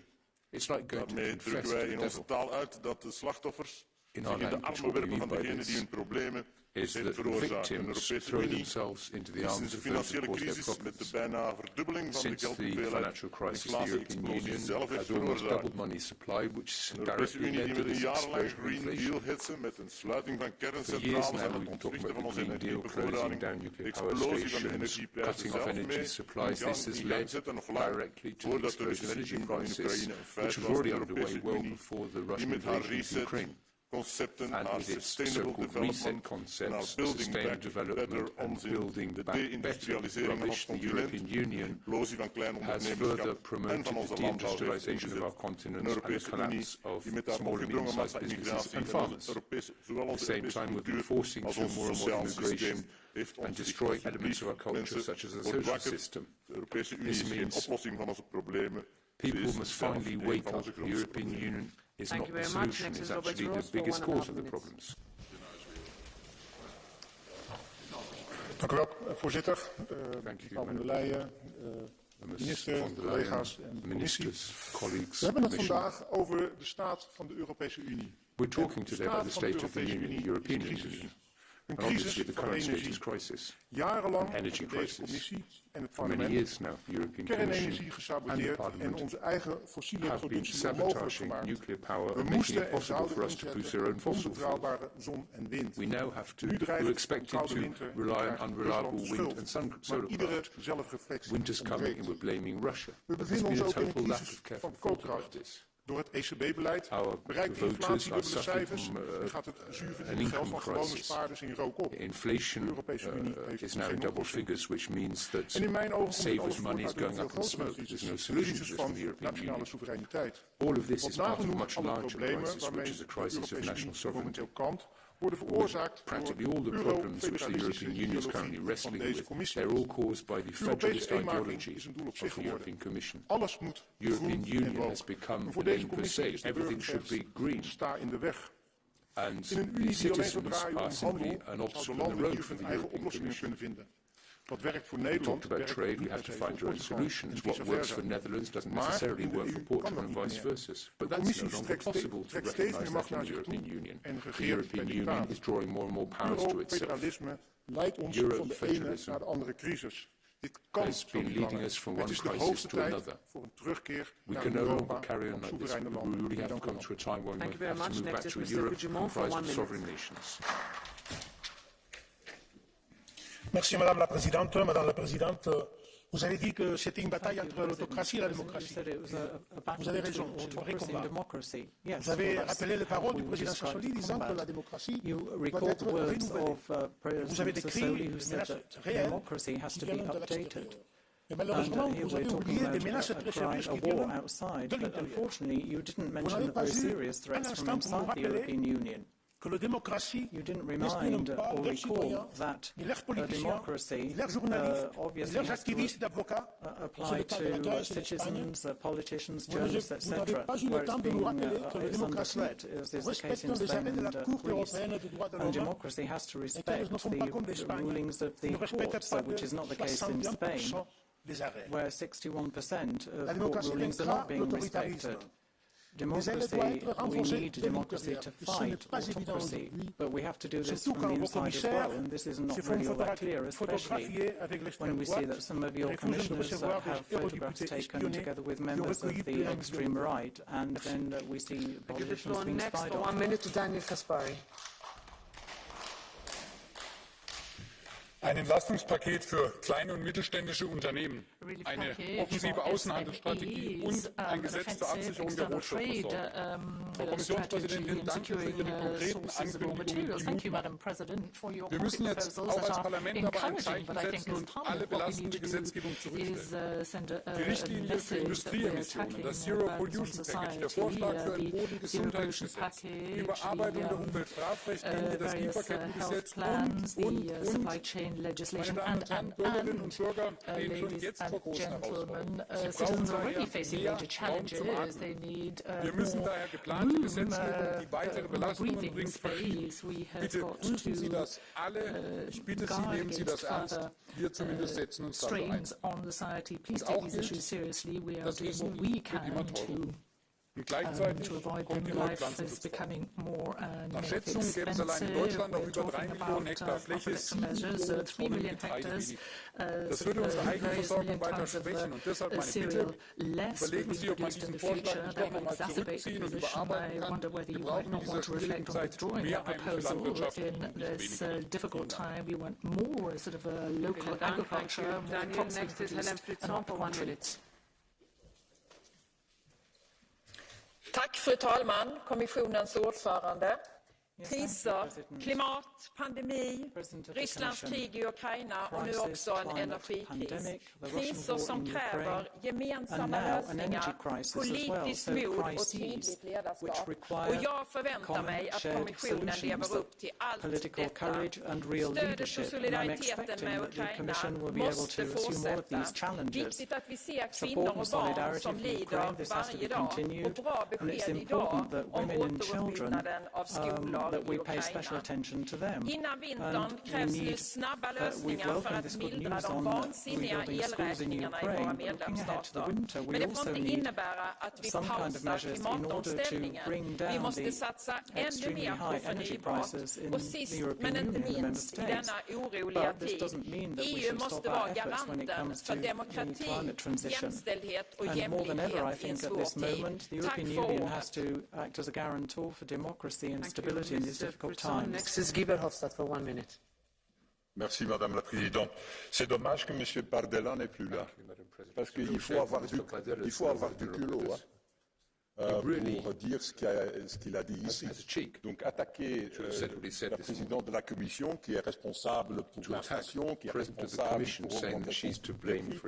Quand tout le monde sait que c'est la guerre en Ukraine avec Poutine, c'est que c'est eux qui défendent et sympathisent avec Poutine pendant des années. Il faut avoir du culot pour le faire. Et qui sont même payés peut-être. Je ne sais pas ce qu'il y a sur la liste des Américains. Ça ne m'étonnerait pas si le nom de Mme Le Pen et le Rassemblement national serait sur la liste des Américains.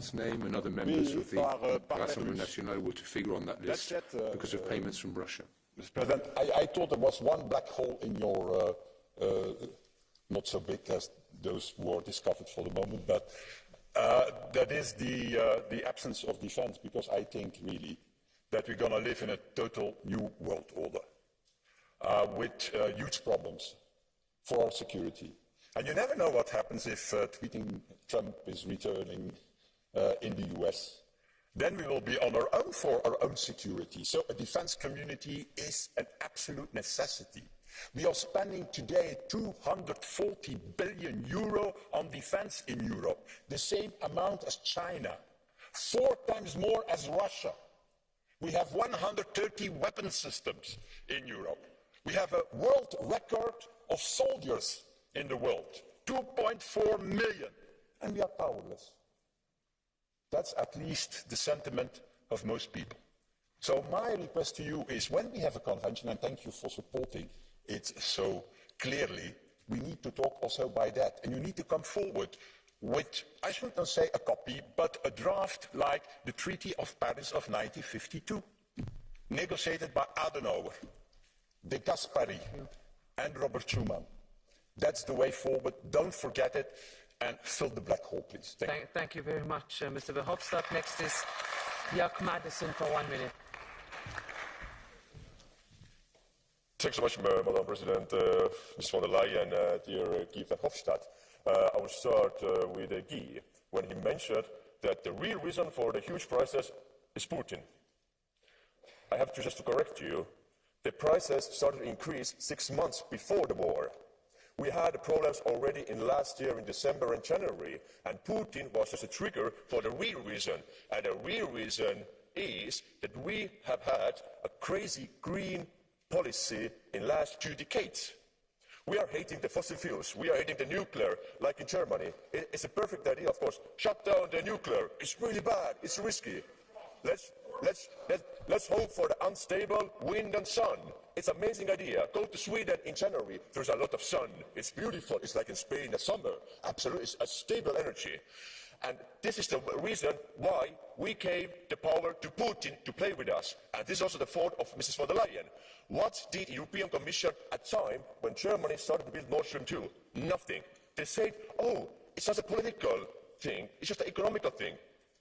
There is no economics without politics. And that's also your fault. You were also responsible in the last 2 decades when you didn't invest anything in the German defense, and now you're surprised, oh, we can't help Ukraine anymore, and the Russians are playing with us. That's the real reason. Thank you, Mr. Madison. We give the floor now. Thank you, Mr. Madison. We give the floor now to Martin Sonneborn for 1 minute.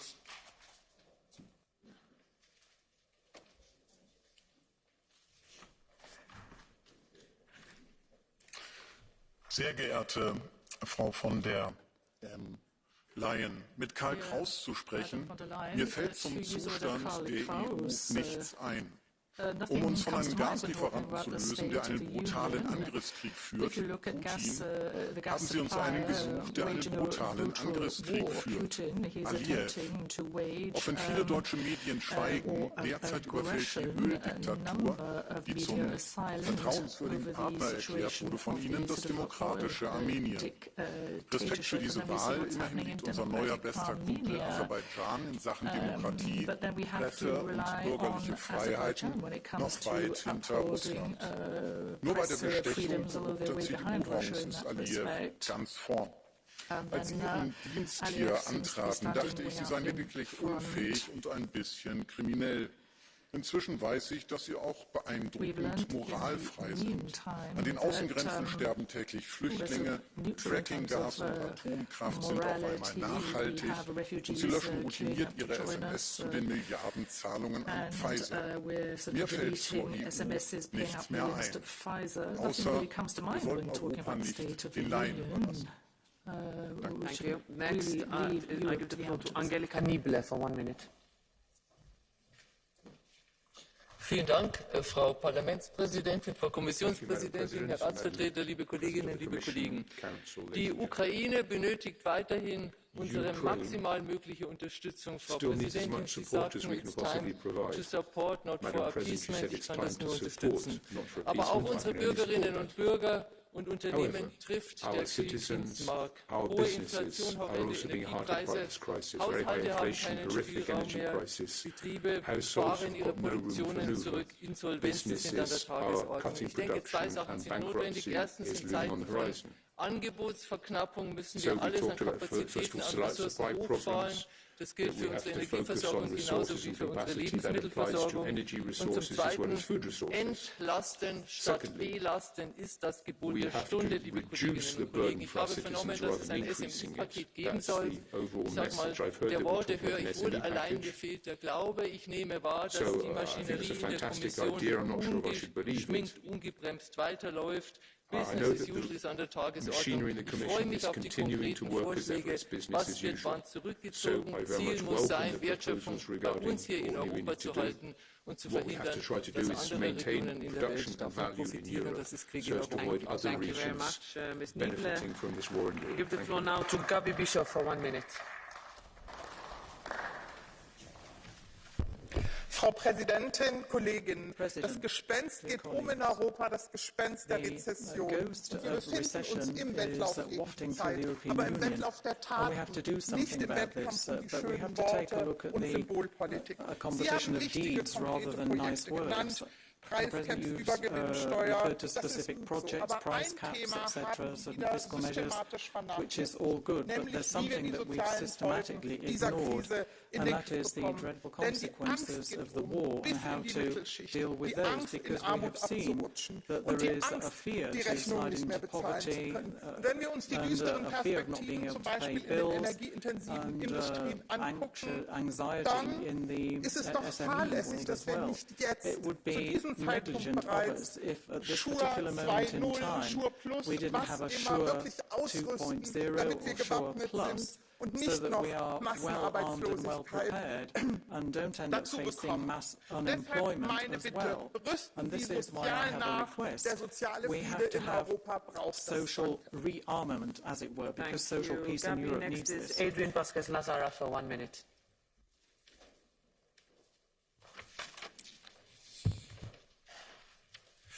Muchas gracias, Señora Presidenta, este no es un debate de la Unión más. Las medidas que usted ha anunciado hoy y cómo consigamos llevarlas a cabo definirán en gran medida el futuro de nuestro proyecto común. Y necesitamos, más que nunca, coraje, solidaridad y resistencia. Y le doy la enhorabuena por la audacia de sus propuestas y que espero consigan aliviar y reducir el impacto que esa tormenta perfecta tendrá en los ciudadanos europeos durante el invierno que se avecina. Pero también seamos conscientes que este invierno no va a durar 4 o 5 meses, va a durar mucho más. Y por eso necesitamos también soluciones a medio y a largo plazo. Soluciones como la construcción de infraestructuras que nos interconecten mejor, que nos permitan alcanzar esa independencia energética que tanto necesitamos. Soluciones como respaldar una moratoria nuclear que nos permita transitar hacia los objetivos verdes sin pedir mayores sacrificios a nuestros ciudadanos. Ya les hemos pedido suficiente. Soluciones que deberíamos haber hecho hace años y que no pueden esperar más. Muchas gracias, Presidente.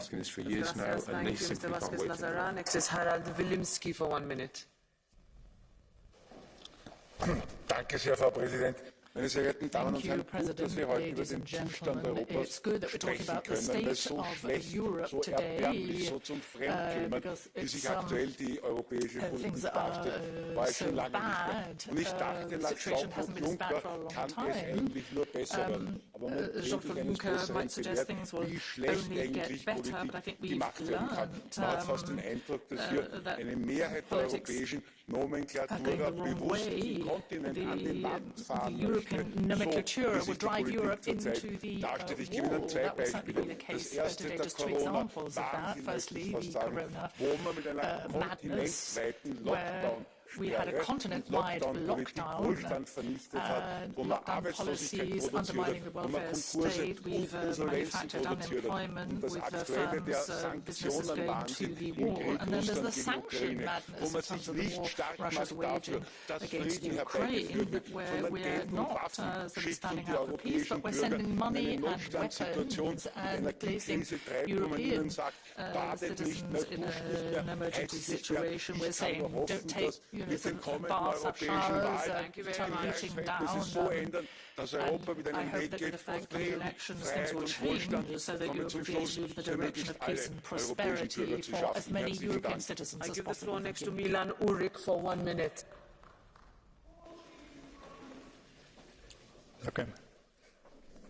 Ďakujem pekne.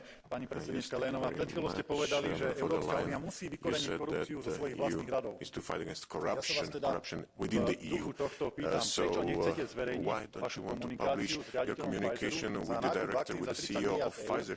Prečo to tajíte pred verejnosťou a prečo to v súčasnosti tajíte aj pred auditormi, pretože toto je skutočný obraz Európskej únie. Toto je podľa vás skutočná správa. Na základe tohto chcete, aby európski občania dôverovali Európskej únii. Hovorili ste, že Európa dala Ukrajine už viac ako 90 miliárd eur. Ja sa znovu, možno nepríjemne pýtam, odkiaľ a z čoho tieto peniaze idú, kam tieto peniaze smerujú, komu tieto peniaze smerujú, nerozkrádajú ich náhodou aj nejakí oligarchovia. Kontroluje vôbec niekto, kam tieto miliardy Európanov reálne idú. Či už aj v tomto sú teraz toxické otázky, na základe ktorých sa nemôžeme pýtať, lebo to môže byť niekomu nepríjemné. Viete, ja sa odmietam zmieriť s tým, že Európska únia alebo Európa má slúžiť len nejakým nadnárodným korporáciám alebo záujmom ľudí. Budeme na to poukazovať znovu a znovu, pretože je to naša práca.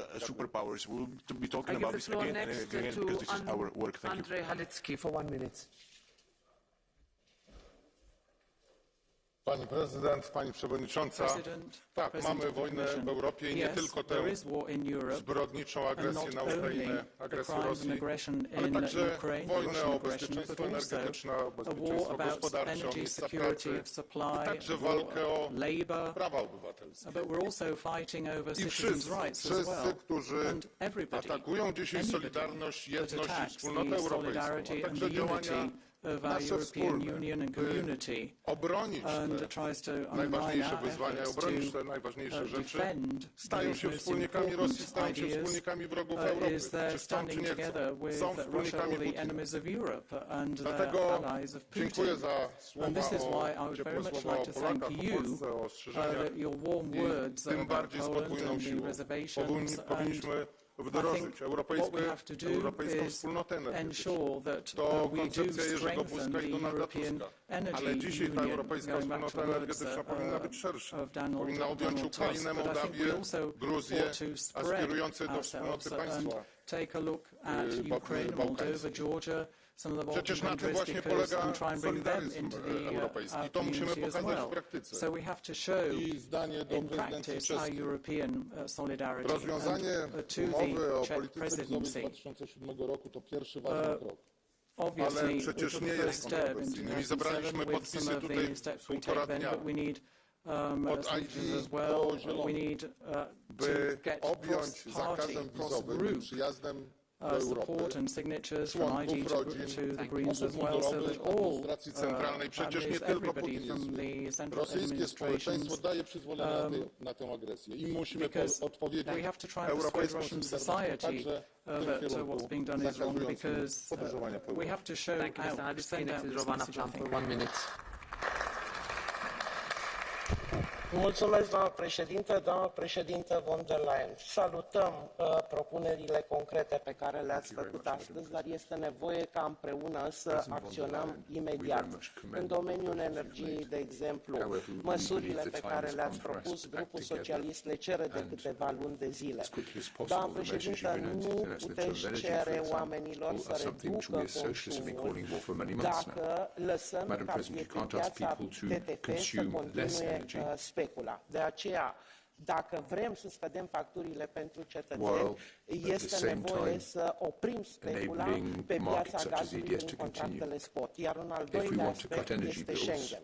Uniunea este incompletă, doamna președintă. Ați declarat că România îndeplinește toate criteriile de aderare la Schengen. Avem nevoie de aderarea României, Bulgariei și Croației la spațiul Schengen, iar eu vă spun că România în fiecare zi aplică criteriile Schengen pentru apărarea frontierelor estice ale Uniunii Europene. Vă rog ca toate aceste declarații să fie transformate în realitate, astfel încât So, Madam President, I do hope that your declarations will be translated into reality so that to ensure that Romania, Bulgaria and Croatia can join the Schengen area. Thank you. Thank you, dear President. In the last 2 years, Europe has gone through several crises that it managed to partially or fully solve. The food crisis, however, due to its nature, is much more difficult to tackle. Its effects are particularly devastating for the poorest and most vulnerable people and even for our cohesion. We are dealing with a complex subject with impact on consumers, on farmers, but also on transporters, on industries, on trade, but also has a geopolitical and strategic impact. The warning signs are already there. We see soaring food, energy and fertilizer prices, and we cannot afford to wait any longer to take action. Let's not ignore the consequences and have a coherent plan that, together with my colleagues having experience in agri-food policy, we started working on it, but we need your support, Mrs. President. The human tragedy for the war in Ukraine must not be combined with another looming tragedy, a global food crisis. Because when we are already in a food crisis, it's too late to act, it's too costly to act, so this is why we have to prevent this.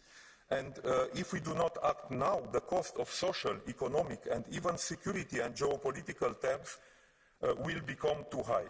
So we call on you, Mrs. President, to come up with a comprehensive agenda for global food and nutrition security, and we will be here to help. I heard today some ideas, some proposals. The Commission already took some measures, but what we need is more than just supporting farmers. We need supporting farmers, but we need more for that, because food security means more than just producing food. Thank you, Mr. Cholos. Next is your Honourable Bogdan for 1 minute. Excelențele voastre, vin în fața dumneavoastră ca reprezentant al uneia dintre țările cele mai atașate valorilor și familiei europene. Din solidaritate și spirit european real, România i-a ajutat pe ucrainenii și sirienii fugiți de război. În numele solidarității, camioanele și trenurile încărcate cu grâne din Ucraina ce urmează să ajungă în țările vestice traversează România zilnic. iar în sens invers traversează camioanele și trenurile cu ajutoare pentru poporul ucrainean. În numele solidarității, România înțelege și acceptă că țările care au energie mai multă să reducă din consum și să dea și celor care au mai puțină. În numele solidarității, dar și al dreptului său, România cere însă ceea ce îi se cuvine, aderarea la Schengen. După 11 ani nedrept de așteptare, care este starea reală a Uniunii Europene? Cu state care stau în lojă și state care stau la ușă. România îndeplinește toate condițiile și a securizat frontierele pe banii ei și nu cu companii românești. Unde e solidaritatea? Există riscul ca în România să crească numărul populiștilor și extremiștilor exact din acest motiv. Riscă cineva ca peste 18 luni jumătate dintre eurodeputați să fie eurosceptici. Cine vrea ca încă un popor european să renunțe la a crede în solidaritate? Ale cui interesele servesc aceea? Poporul român nu solicită favoruri, ci un statut demn și legitim într-o Europă la cărei stabilitate și continuitate contribuie în fiecare zi. Vrem dreptate pentru România. Vrem în Schengen. Este dreptul nostru, doamnă președinte.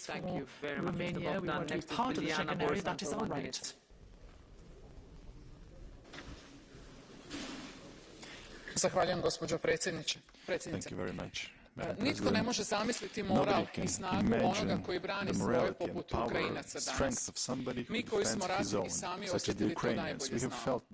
Naši građani pokazuju solidarnost s Ukrajinom, ali mi moramo osigurati da se i ova kriza ne prebije preko leđa građana. Moramo osigurati trajan evropski mehanizam za krize. Nekima je kriza bogom dana. Sustav po kojem mali obrtnik plaća veći postotak poreza od velike multinacionalne kompanije je duboko nepravedan.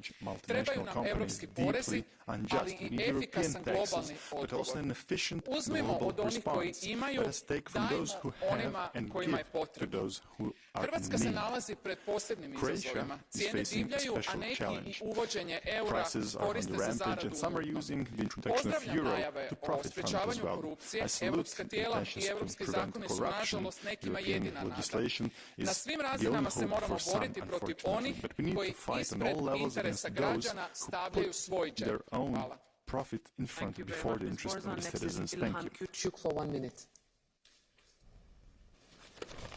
Благодаря, госпожо председател. Госпожо Вон дер Лайен, благодаря ви за всички усилия, които полагате. Днес Европа трябва да бъде единна. Както във вътрешен план, да ни позволяваме разделение, което очакват трети външни фактори, така и във външен план. Европа да има моралния, политическия авторитет, да изгражда нови партньорства и да отстоява своите ценности. Говорите за политическа общност. Мене много ми доклада идеята за политическа общност, създаване на нови приятелства и партньорства. Не мога да възприема Западните Балкани като част от тази политическа общност. За мен те трябва да бъдат интегрална част от Европейския съюз. Исторически, географски те принадлежат към Европа и искат да бъдат интегрална част от Европейския съюз. Поколения наред и европейски и национални политици работят за това. Първо важно предизвикателство пред нас е как да направим така, че Европа да изглежда по друг начин през 2024 година, когато битката на популистите срещу либерал-демократите няма да бъде по-малка. И тук ние трябва да дадем правилните отговори. Струваме се, че голяма част от тях се съдържат в конференцията за бъдещето на Европа. Заключенията бяха много стабилни. И приветствам вашата идея да продължим тези заключения в следващ момент, когато се създаде истински европейски момент, идеите на гражданите на Европа да намерят място. Благодаря. Gracias, Presidenta. Hace unos días, Putin enterró sin honores al presidente Gorbachev. Equivocado de estar en el Kremlin. La historia recordará a Gorbachev y condenará a Putin. El coraje, la resistencia y la valentía del pueblo ucraniano son el mejor símbolo de la justicia de su causa. Y nadie dude que Europa se mantendrá firme como una roca en defensa de la libertad de Ucrania, porque la causa de Ucrania es hoy la causa de Europa. En estos tiempos difíciles, Europa tiene muchos desafíos. Tenemos que luchar sin descanso contra la inflación, porque es el impuesto más injusto para las familias. Debemos fortalecer la autonomía energética europea para que la factura de esta crisis no la paguen los ciudadanos. Tenemos que ser los embajadores del progreso económico en África y de la defensa de las libertades en Iberoamérica. Yo quiero ser optimista. Hay una fuente de energía mucho más potente y poderosa que el gas y el petróleo ruso. Is much more powerful than oil and gas, and that is our European values, democracy, our freedoms, and our rule of law. Armas cargadas de futuro. Somebody, as a Spanish poet said, these are arms that are armed for the future. Thank you. Next is Andreas Schieder long live for 1 minute. Ukraine. Präsidentin, Frau Kommissionspräsidentin, ich glaube, vieles, was Sie heute gesagt haben, kann man unterstützen, muss man unterstützen. Aber ganz zentral ist, dass wir die sozialen Folgen dieser Krise keinesfalls unterschätzen dürfen. Die Bürgerinnen und Bürger können sich ihr Leben nicht mehr leisten. Sie stöhnen unter Inflation, unter gestiegenen Lebensmittelpreisen und natürlich unter den explodierenden Energiepreisen. Und deswegen ist es wichtig, Übergewinne abzuschöpfen. Es ist wichtig und gut, umverteilen an jene Haushalte, die sich ihr Leben nicht mehr leisten können. Aber es braucht auch einen radikalen Eingriff in die Energiemärkte. So wie diese Energiemärkte designt und organisiert sind, funktionieren sie nicht mehr. Die Energiemarktliberalisierung ist fehlgeschlagen, weil sie am Schluss des Tages weder die Versorgung noch vernünftige Preise sicherstellen kann. Und daher müssen wir auch aufpassen, in anderen Bereichen nicht überbordend zu liberalisieren. Das mag auch die Kommission, die zum Beispiel im Eisenbahnwesen immer wieder vorschlägt. Deswegen, sehr geehrte Damen und Herren, glaube ich, ist es notwendig, gerade jetzt hier die soziale Frage ganz massiv auch the overriding priority for us must be to remember the social impact of what's happening, so as to ensure that we don't further tear apart our society. Bellamy for 1 minute. Madame la Présidente, la crise que nous vivons nous impose à tous de revenir à la réalité, en particulier sur le plan de l'énergie, pour sortir de nos dépendances, pour protéger l'environnement. Nous n'avons plus le droit aux illusions. Vous voulez développer massivement l'éolien et vous avez cité le Danemark comme modèle. Et avec près de 10 000 éoliennes, le Danemark reste dépendant de ses centrales à charbon et doit importer de l'électricité. Celle que la Suède voisine produit et exporte est 50% moins carbonée grâce au nucléaire. Comment sortir de l'impasse si nous n'ouvrons pas les yeux? Si nous envoyons du gaz en Allemagne pour l'aider à passer l'hiver, tout en la laissant fermer ses centrales nucléaires en activité. Si pour arrêter de payer le gaz russe, nous payons le gaz azéri, devenant ainsi dépendants d'une autre dictature criminelle. Et j'ose espérer, Madame la Présidente, que nous sanctionnerons ensemble l'agression lancée hier par Aliyev contre l'Arménie. Il ne s'agit pas seulement d'énergie. Revenir à la réalité, c'est refuser ces nouvelles règles qui feront baisser la production agricole en Europe alors que les prix de l'alimentation augmentent partout dans nos pays. C'est recommencer à produire plutôt que de miser sur la multiplication d'accords commerciaux datés. C'est rompre avec la spirale d'une dette commune qui nous rendra vulnérables demain. C'est défendre Frontex et maîtriser nos frontières plutôt que de fragiliser son mandat. Ce n'est pas recruter seulement des talents à l'étranger, mais c'est d'abord mieux former nos jeunes. Vous voulez, Madame la Présidente, inscrire la solidarité entre les générations dans nos traités et nous partageons cet esprit, mais cela commence sans doute par là. Thank you, Mr. Bellamy. Next is Javier Moreno Sanchez for 1 minute.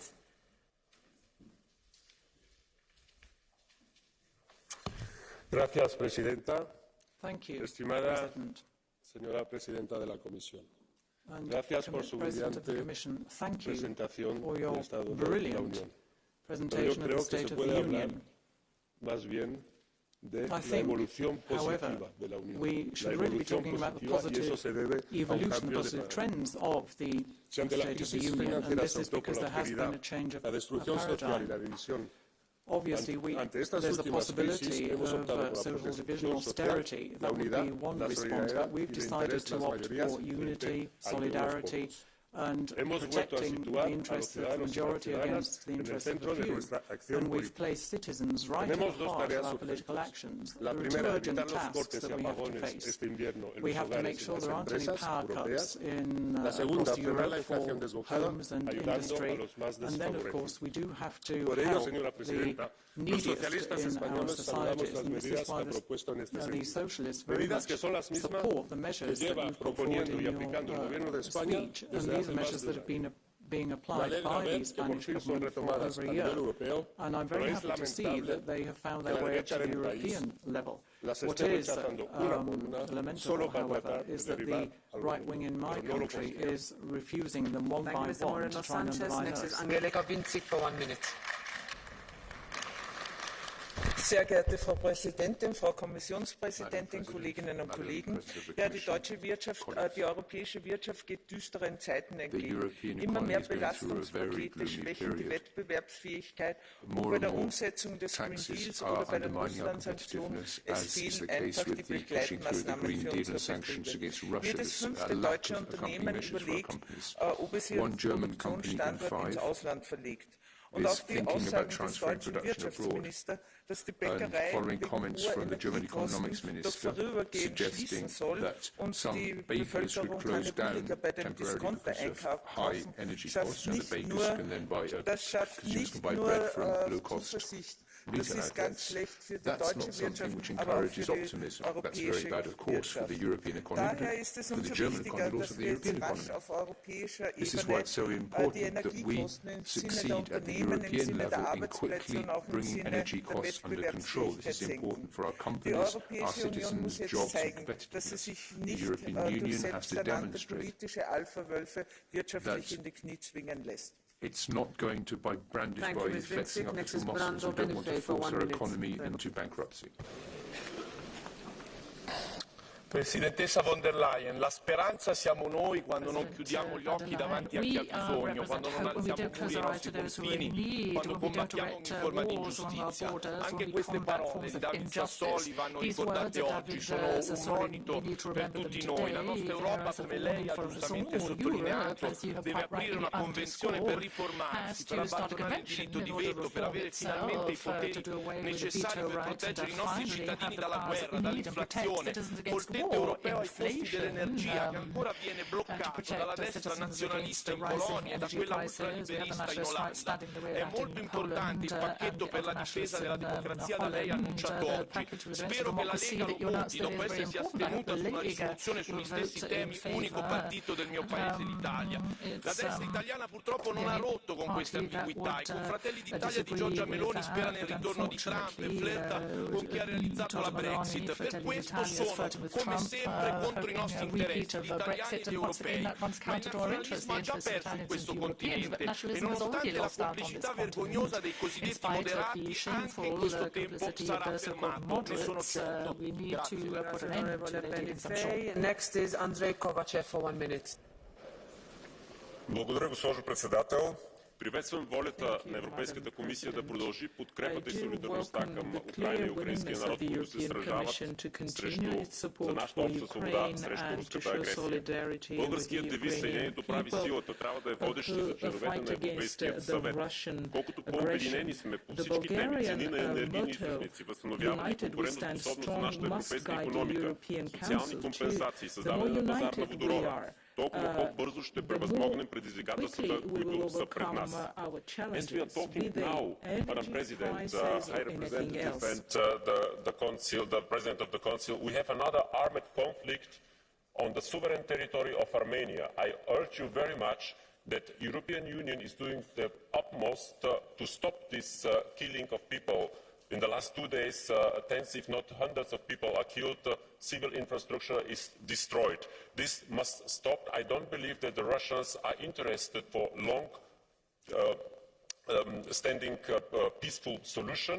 They like to stay there and to have their influence there, but not to have a peace in the Caucasus region. So this is up to us, the European Union, to take the role of a mediator to stop this conflict. Thank you very much. Thank you, Andrei. Next is Jens Geier for 1 minute. Danke, Frau Präsidentin. Frau von der Leyen, ich bedanke mich für Ihre Vorschläge gegen die Energiepreiskrise. Die Preise zu deckeln, Übergewinne abzuschöpfen, das ist alles richtig, den Strompreis wenigstens vorübergehend vom Gaspreis zu trennen. Auch das halte ich für eine ausgesprochen gute Idee und wer weiß, vielleicht fällt uns ja etwas ein, was auch in Friedenszeiten besser funktioniert. Das Wichtigste ist der Gaspreisdeckel. Da hören wir leider bisher nur, was nicht geht und dass an neuen Vorschlägen gearbeitet wird. Das muss aber hoffentlich schnell gehen. Frau von der Leyen, ich finde, wenn Sie über die Lage der EU sprechen, können Sie über die Lage der Rechtsstaatlichkeit und Demokratie in der EU nicht schweigen. Diese Leerstelle in Ihrer Rede darf nicht bedeuten, dass das Thema von der Tagesordnung verschwindet. Denn wenn die EU zerfallen sollte, dann deswegen. Thank you very much, Mr. Geyer. Next is Sean Kelly for 1 minute. We can really guarantee the state of our union.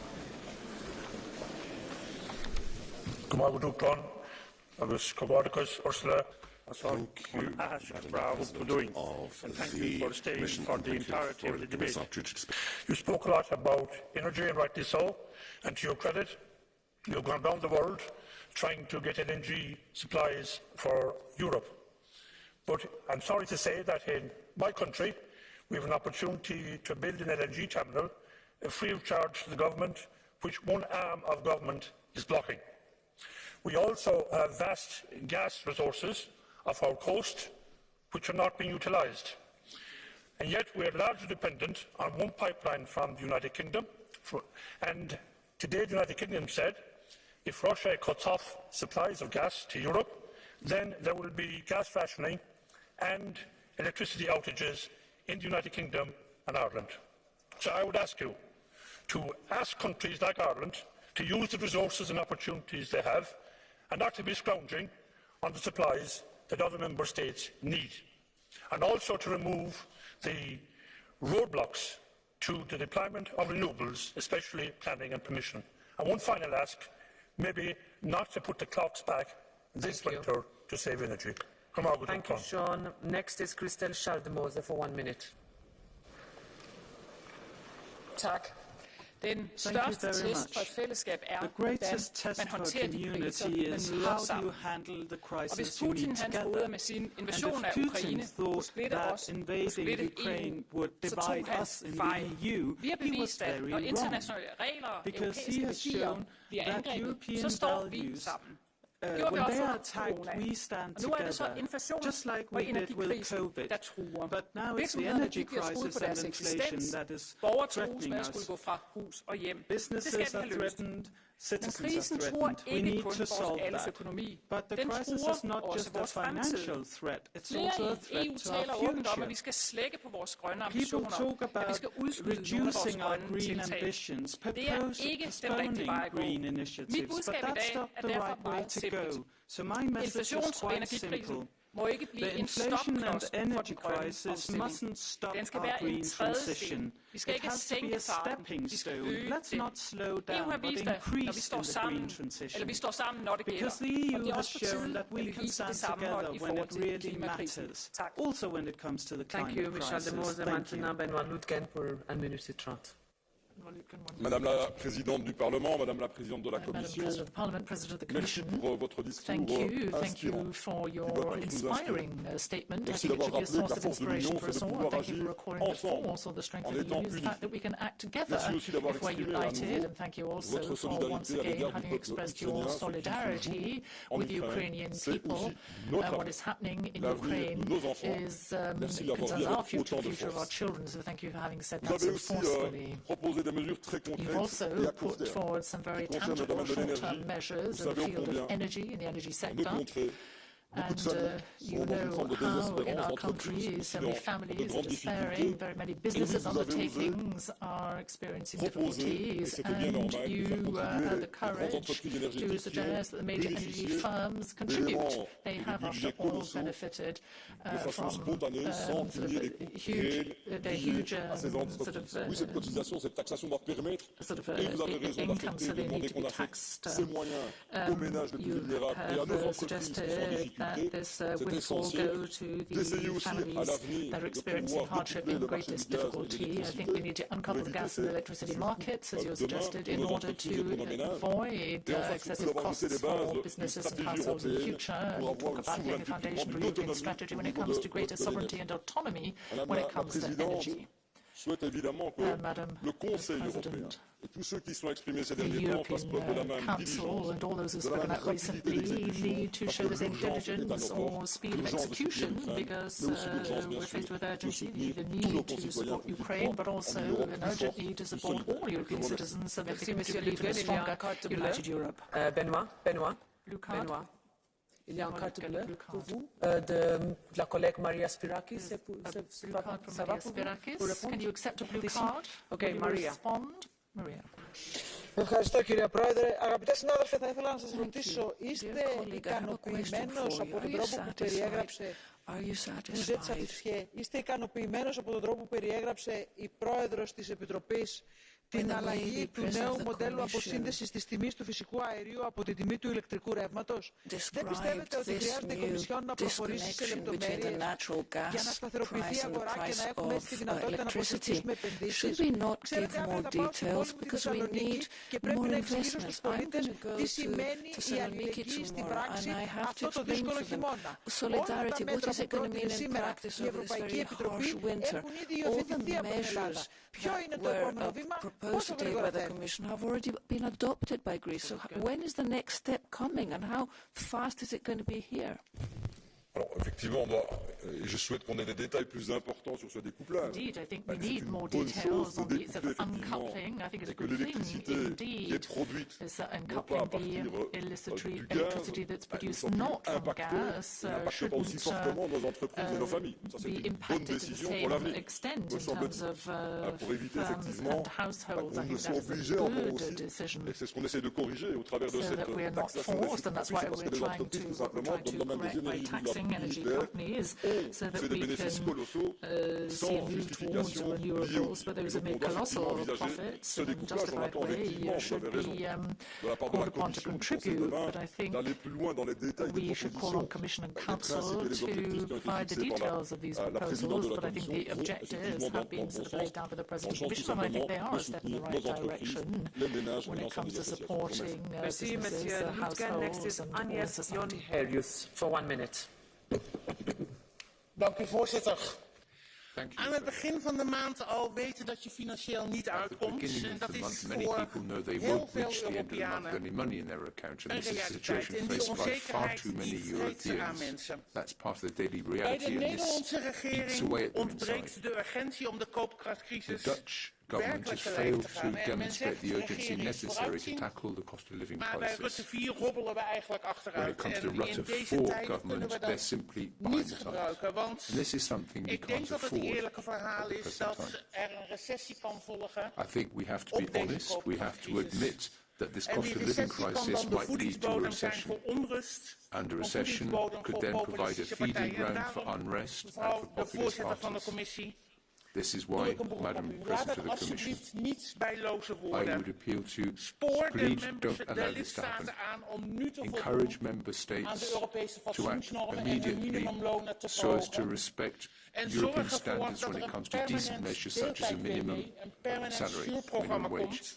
We have to ensure that we have permanent programs to do this so as to keep employment levels high while not now threatening we go to catch the eye. We have 5 minutes. We have many requests, so I will give 1 minute to 5 colleagues in the order in which we receive them. First is Maria Walsh.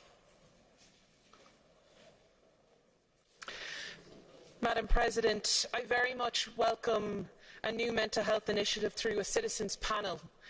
This is an incredibly important and a positive step forward following our Future of Europe conference, following the impact of COVID, the stresses of isolation and the war that we are all living through. We must, through an EU Year of Education and Training and a citizens' panel dedicated to mental health, really look at and finally understand the root causes of mental health and how it's impacting all facets of a person's life, especially our young people. You mentioned SMEs. Madam President, we know from research that an employee is more productive, over 30 days more productive, if an employer looks at their well-being and the mentality that they have. That is sustainability. Let's together deliver a citizens panel and prepare for a 2024 EU year dedicated to mental health. Thank you very much, Madam President. Thank you very much. Is Kostas Mavridis here? Okay, we go to the next request, Margarida Marques.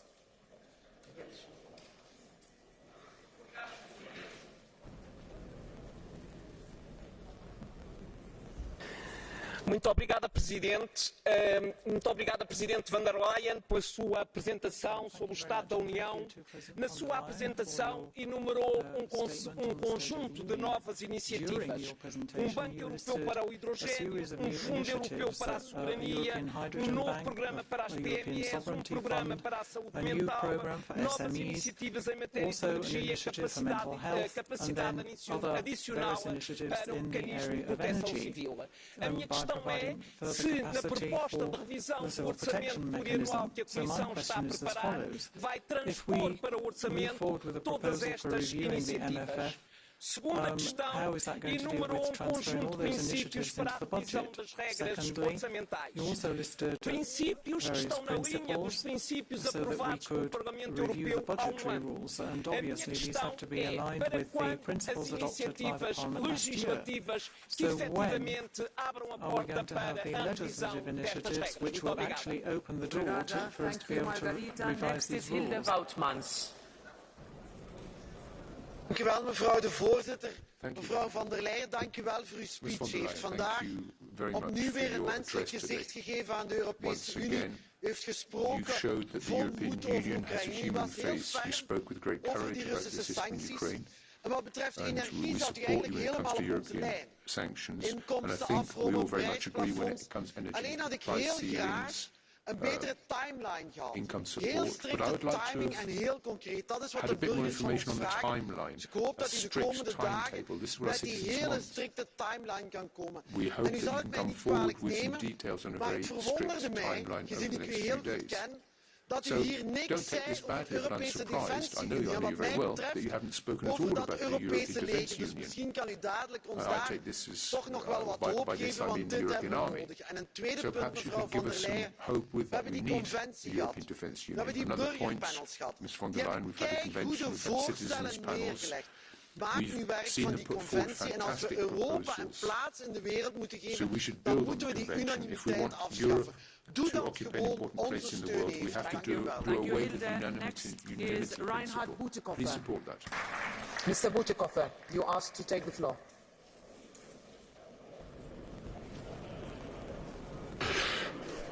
Frau Präsidentin von der Leyen, ich möchte zwei Themen ansprechen, die Sie in Ihrer Rede gestreift haben. Zunächst Global Gateway. Werden Sie die bislang ungelösten Governance-Fragen der Global Gateway-Initiative vor Jahresende klären? Wie viele Leuchtturmprojekte von Global Gateway werden bis zum Dezember konkret identifiziert? Wie wird die Kooperation mit unseren Konnektivitätspartnern Japan und Indien forciert? Und zum Zweiten zur China-Politik. Ziehen wir da die richtigen Konsequenzen aus der russischen Erfahrung? Xi Jinpings Regime wird immer repressiver nach innen und immer gefährlicher nach außen. China unterstützt die Aggression Russlands in der Ukraine ganz offen. Welche Schritte sehen Sie vor, um Taiwan besser zu unterstützen, um die europäische Menschenrechtspolitik gegen Xinjiang deutlicher zu machen, statt die Kritik von Frau Bachelet herunterzuspielen und um wirkliche Unabhängigkeit im Wirtschaftsbereich gegenüber China zu erkennen? Thank you, Mr. Butikoffer. Next is Vice President Papadimoulis. Κυρία Von der Leyen, όσα μας ανακοινώσατε για την αντιμετώπιση της ενεργειακής κρίσης είναι καθυστερημένα, γενικόλογα, generalizations and inadequate words, and at the same time, κερδίζουν απίστευτα ουρανοκατέβατα κέρδη huge profits at the same time as the majority of households and businesses and citizens are suffering, but also workers that see inflation skyrocketing and eating up their incomes. You have to tell us in what way, when, and with what results will you decouple the electricity prices from natural gas. You have to explain to us how, when, and in what way the windfall tax will be applied to corporations producing electricity, and also tell us how is it possible for all these announcements to be funded with a budget which is only 1% of the European GDP, and I haven't seen any stock-taking on what you've acted on all these nice words you announced last year. You've been head of the Commission for more than 3 years, and the budget is insufficient. The Commission President to take the floor for 5 minutes to respond. The floor is yours. Thank you very much, honourable members and Madam President, for this very lively debate. And first of all, I want to thank you for the broad and united support, for the support we are giving to Ukraine. This was overwhelmingly the case here in the European Parliament. I know you're a staunch supporter of Ukraine, and I thank you that you reiterated it today with all force. So, to a few topics, I will not be able to respond to all the questions that have been put forward. I've spoken long. I want to have a look at the topic of the energy crisis. And I want to make very sure that there is no doubt about the fact in this House that it is Putin who triggered this energy crisis. I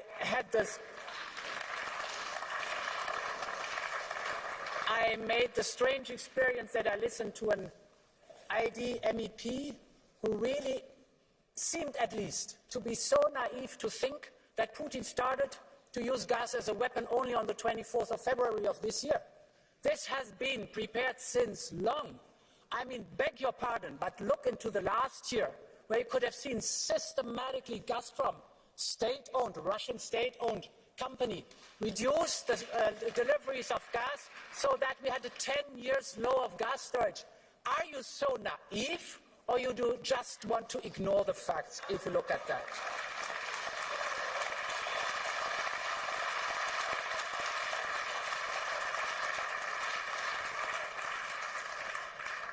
Then I heard from an MEP of Renew, rightly so, that the energy measures that we proposed yesterday and that I explained today have to be time limited. And of course they are time limited, because this is the reason why we use the 1 to 2 to be speed up, to be time limited. It is the emergency instrument.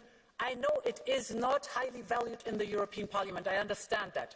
But if you look at the 1 to 2 explicitly, the topic of energy is mentioned in 1 to 2. So, and one of the preconditions to the question here is it must be appropriate, it must be speedy, and it must be time limited. It's a logic in itself. You have asked Hilde about timelines. Indeed, the proposals we've put on the table yesterday, we hope and expect that Council will decide on them end of September, so that then they can be on the road exactly. But, and this is important, the big reform many of you were rightly so calling for example, to decouple the gas from the merit order system. This big reform will be coming at the end of the year, and this is a big task all of us have to tackle together before this mandate ends, because it is urgent now to move forward with the completely changed energy markets. On defense, Guy, I understand your request. May I remind ourselves that we've done a lot to create the army of the Europeans. So structures are in place. The PESCO is in place. The defense fund is in place. What we have to do now is bring it on the road and deliver. I know I'm partially preaching in the wrong church here, because my call has to go to the member states. But there is a reason why we put all these instruments in place, so let's work on it together. This should be now our task. To the MEP Bütikofer, global gateway and the whole topic of how to deal with China. So first of all, global gateway, I think this deserves an own debate. Because yes, of course, the governance has to be in the place. But I told you that with President Biden, we will invite leaders to a summit to go through these projects now and to be very concrete on where we deliver together these investments that are a concrete alternative to what the world has seen so far from China. They are transparent, they are high quality, and they don't leave the countries that, in which these projects are financed with a huge debt burden, what the Chinese projects always do. So, what China is concerned, this too needs an own debate, but the fact that a few weeks before Russia started the invasion in Ukraine, China and Russia signed a contract of unlimited friendship. This is telling enough. And finally, honourable members, I thank you for the broad support to strengthen our SMEs. We will come forward with a package, as I said. I would be very happy to hear not only what should not be, but pleased to hear also what we can do. I think this positive, constructive approach towards these reforms that we want to look forward and that we want to address, this has to come too. I think this is a noble task of the Commission and of this Parliament. And finally, to fortify our democracies, I got the question here on, for example, when are you acting on forced labour in our products? The good news is yesterday we tabled a proposal to combat forced labour. So this is done. It now goes towards you. And I hope that we will be there too, united and swift. Long live Europe. Thank you very much for a very lively debate. Thank you. Thank you very much. Now we will do the last round of the political groups, starting with Tamás Deutsch for 1 minute.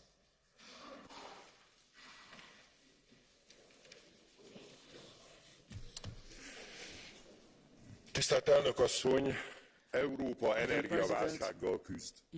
Az energiaárak drámai mértékben emelkedtek, az ellátás pedig bizonytalanná vált. Emiatt a vállalkozások mennek csődbe, és a polgároknak brutális rezsiszámlákkal kell szembesülni.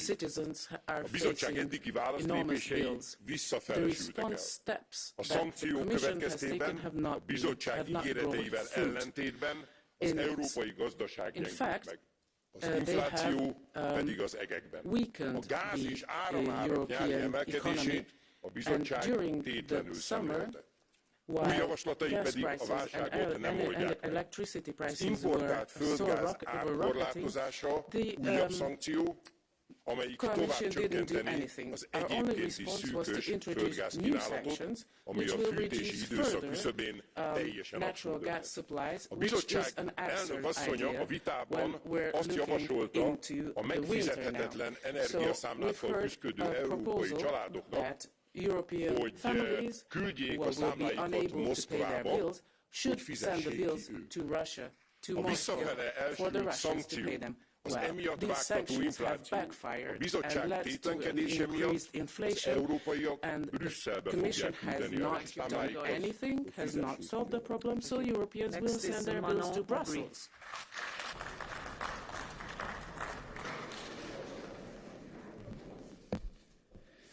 Madame Von der Leyen, la seule réponse que vous m'avez faite, c'est donc de demander aux citoyens européens d'envoyer leurs factures à Vladimir Poutine. Pardon, mais c'est tout ce que vous avez à dire aux personnes qui n'arrivent pas à finir leur fin de mois. Et oui, chers collègues, vous pouvez me huer, mais moi je suis fière de venir porter ici la parole des gens qui galèrent plutôt que celle des actionnaires. Alors, c'est ça que vous allez dire aux gens? aux gens qui galèrent à envoyer vos factures à Poutine. Bien sûr que Vladimir Poutine est le seul responsable de la guerre terrible en Ukraine. Mais vous êtes responsable devant les citoyens européens. Et vous ne pouvez pas uniquement vous cacher derrière lui. Et votre rôle, c'est d'apporter des réponses concrètes. D'ailleurs, vous l'avez reconnu vous-même. Le marché de l'énergie ne fonctionne pas. Oui, il y a des surprofits qui ont été faits par les entreprises sur le dos des gens. Alors, sans les règles européennes absurdes, l'électricité n'aurait pas augmenté autant que le gaz et la crise de l'énergie aurait pu être amortie par un blocage des prix par les États. Et ça, vous le savez très bien, Madame Von der Leyen. Donc arrêtez de vous cacher derrière d'autres. Tirez toutes les conclusions de l'analyse de vos échecs en sortant l'énergie du marché, en bloquant les prix et en taxant les superprofits. Et croyez-moi, je crois que ces propositions seront bien plus efficaces que d'envoyer ces factures à Vladimir Poutine. Je vous remercie. Next is for 1 minute. Pani Przewodnicząca, Szanowna Pani Przewodnicząca, ja jeszcze raz przytoczę i przypomnę słowa Pani Przewodniczącej Von der Leyen, które dzisiaj tutaj już padły. Trzeba było słuchać Polski i innych krajów. I życzę Pani Przewodniczącej i wszystkich Państwu odwagi, żebyście zmienili podejście do tego, co dzieje się w Unii Europejskiej i mieli odwagę słuchać siebie nawzajem. A Pani Przewodniczącej życzę również odwagi i przypomnienia sobie, budowania jedności, przypomnienia sobie też wniosków z tego, jakie błędy popełniły rządy niemieckie w których Pani przecież pracowała. Next is Marco Campomenosi, per un minuto. Grazie Presidente. Grazie Presidente von der Leyen anche per l'attenzione che ha dato a quest'Aula, perché a differenza di molti colleghi lei è stata qui presente dall'inizio fino ad adesso e questo devo dire che anche da gruppo e partito di opposizione lo abbiamo apprezzato. Il mondo di prima non tornerà, ne siamo consci, abbiamo anche noi supportato le sanzioni. Dovremo poi trovare un momento anche per domandarci quali sono le responsabilità sul perché siamo state dalla Russia ed evitare, come ha detto lei, di averne in futuro altre nei confronti della Cina, che già sono abbastanza rilevanti oggi. Ci sono dei temi risolti su cui dobbiamo intervenire, il patto di stabilità è uno di quelli. Abbiamo un grave problema, un grave rischio sulla competitività. Abbiamo un paese, la Cina, torno sulla Cina, che ha stoccaggi di materie prime in terre rare impressionanti, che va a riaprire 174 miniere di carbone. Lei ha citato il settore della ceramica, mi ha fatto piacere, della ceramica italiana, ma quello per esempio sui temi commerciali è uno dei settori che non è stato mai sostenuto e difeso dalle politiche commerciali dell'Unione. Meno retorica, più trasparenza e attenzione al tema del Mediterraneo. L'Italia è sempre stata lasciata sola in questi anni, ricordiamoci anche di quell'emergenza. Grazie. Next is Ska Keller for 1 minute. Go ahead, Ska. Things are difficult, but what we need now is a message of, yes, we see all the difficulties that everyone is facing. Yes, we are doing whatever we can to make things better. Yes, we will get through this very difficult time together. There is light at the end of the tunnel. And yes, Europe is a vital part of the solution. And for that, we need action now from the Commission, from the Council, and from this House. One opportunity lies just ahead of you with a vote on renewables and on energy efficiency, and I hope we will do the right thing. Thank you so much. Thank you very much, Ska. Next is Stéphane Séjourné for 1 minute. Merci Madame la Présidente. Je vais peut-être être un peu plus explicite que vous sur les interventions qu'il y a eu dans cet hémicycle. Monsieur Bardella, je suis désolé, mais votre intervention est irresponsable. Elle est irresponsable parce que ce ne sont pas les sanctions qui sont la cause des Européens, c'est vous et les Russes. Vous avez été depuis des années en lien avec le pouvoir russe et vous nous faites aujourd'hui des leçons sur ce qu'il faudrait faire aujourd'hui au niveau européen.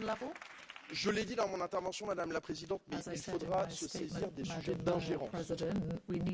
La question notamment de l'argent qui est versé aux partis politiques de la part du Kremlin est un vrai sujet d'indépendance et de souveraineté européenne. Il faudra ici se saisir de ces questions et je compte également sur la Commission pour pouvoir justement organiser ces travaux. Et puis un message aussi aux collègues italiens dans ce débat, Excusez-nous de ne pas avoir les mêmes idées que vous, chers collègues. Excusez-nous de penser que l'élection italienne n'est pas encore jouée et que je veux une Italie qui soit ouverte en Europe, ouverte au monde.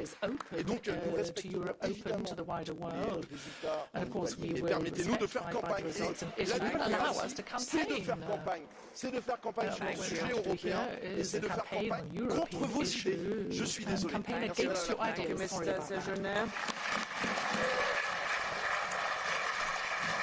I give the floor next to Ms. García Pérez, Irache. 1 minute. Gracias, presidenta. Ha sido un debate intenso. Hemos podido intervenir y hemos podido escuchar. Y permítanme que haga una referencia a algo que no he visto presente en este debate y que me hubiera gustado ver presente. Y es hablar más de la dimensión social de Europa. De esa Europa que tiene que avanzar para estar al lado de los que más lo necesitan.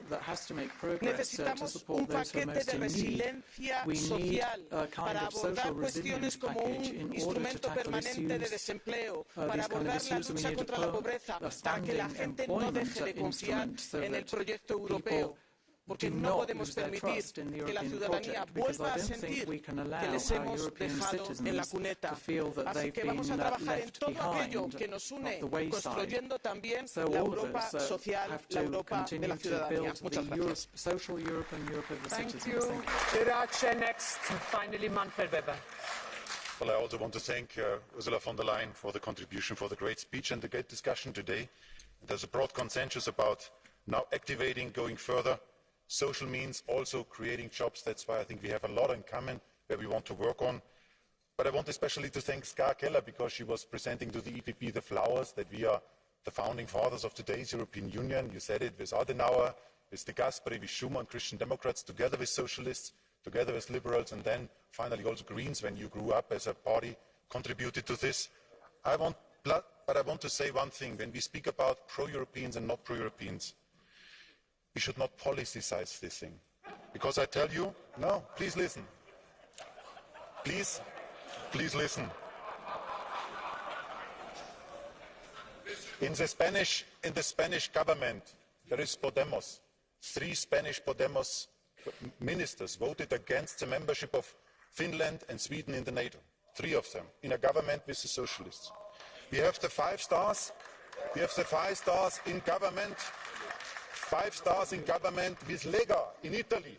Nobody did a debate here. Nobody asked for a debate here. And this was taking place in Italy. I give you another argument. Dear Ska, you had a coalition in France to do together campaigning with Mélenchon. Mélenchon publicly said that we don't respect any more European law if we come in office. That was the position of Mélenchon. So what I wanted to say, and I give you another point. In the last COP, we had a debate about Bulgaria. We will have a debate on Bulgaria. 2 independent judges, dear friends. No, it's really serious. 2 independent judges in Bulgaria. Independent judges in Bulgaria said over the summertime that detaining the opposition leader in Bulgaria was unlawfully. And I was simply asking for a debate about the Bulgarian rule of law situation, but that was refused by the Greens. So don't politicize things. When we talk about rule of law, it's independent. It's about based on facts and not about party political orientation. Dear colleagues,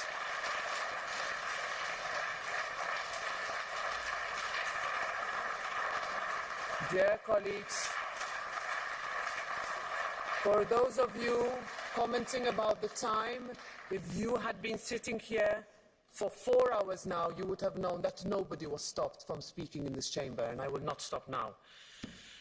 I have a few announcements that I would like to make before we go to the vote. The debate is now finished on this on this State of the Union. Thank you, Commission President. Thank you for the time that you spent with us for the whole time. Thank you.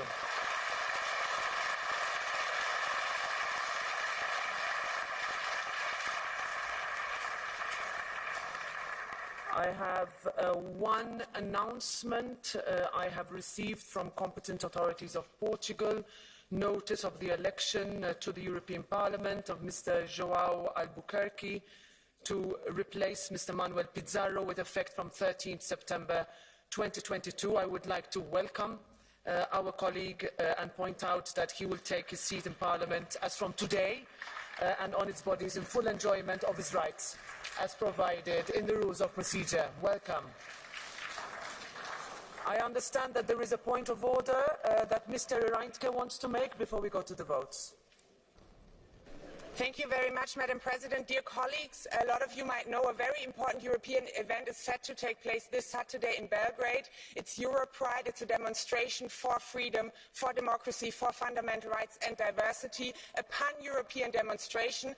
Unfortunately, it has been cancelled yesterday by Serbian authorities. We are in very close contact both with the Serbian government as well as with the Pride organizers. But I wanted to use this opportunity for this Parliament to show that we are a Parliament that stands for the fundamental right of freedom of assembly and with the LGBTI community all across the European Union and in Serbia and in Europe. Thank you very much.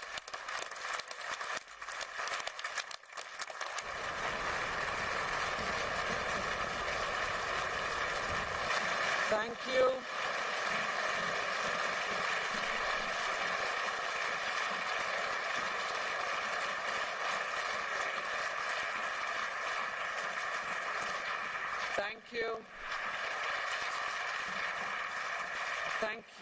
Thank you. Thank you, Ms. Reintke. Let me be clear. We still need pride. Too many people still live in fear. Too much discrimination still exists. And I would like to inform you that I have written to the authorities of Serbia to ensure that the letter signed by so many colleagues in this House reach the right persons. The message I would like to send is that all our citizens, young and old, is that in our Europe you can live how you wish to live, you can love whoever you wish to love, and be who you wish to be. And this Parliament stands exactly for those rights.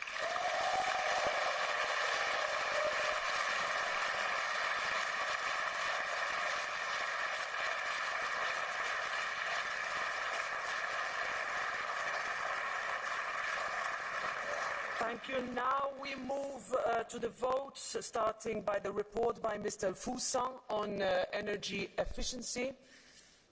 Are your cards in the machines? We start with the amendments by the responsible committee. Who is in favour by show of hands? Who is against? Who abstains? Adopted. Amendment 5 by roll call. The vote is open.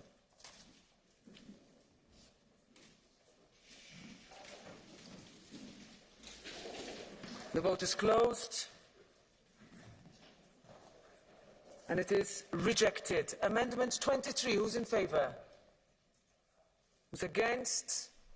Who abstains? Rejected. Amendment 24, who's in favour? Who is against? Who abstains? Rejected. Amendment 7, who's in favour? Who's against? Who abstains? Rejected. Amendment 8, who's in favour? Who's against? Who abstains? Rejected. Amendment 6 by roll call. Vote is open.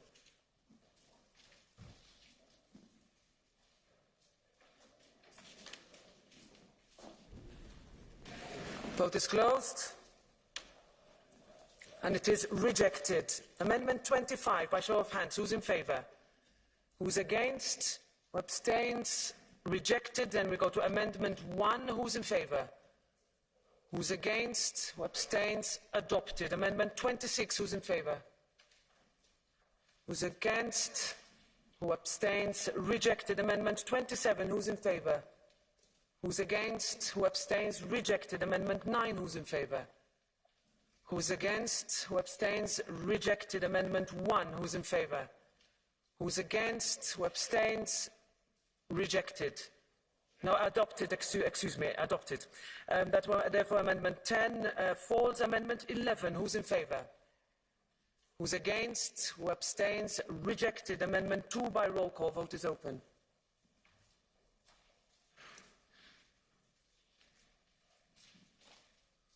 Vote is closed. And it is rejected. Amendment 1, who's in favour? Who's against? Who abstains? I need to check this. I open the vote. Please show your hands. Okay. I close the vote. Okay. Clearly adopted. Amendment 12 falls. Amendment 13, who's in favour? Who's against? Who abstains? Rejected. Amendment 14, who's in favour? Who's against? Who abstains? Rejected. Amendment 15D. Who's in favour? Who's against? Who abstains? Rejected. Amendment 16D. Who's in favour? Who's against? Who abstains? Rejected. Amendment 17. Who's in favour? Who's against? Who abstains? Rejected. Amendment 18. Who's in favour? Who's against? Who abstains? Rejected. Amendment 19. Who's in favour? Who is against? Who abstains? Rejected. Amendments 20 and 1. Who's in favour? Who's against? Who abstains? Adopted. Amendment 21. Who's in favour? Who's against? Who abstains? Rejected. Amendment 1. Who's in favour?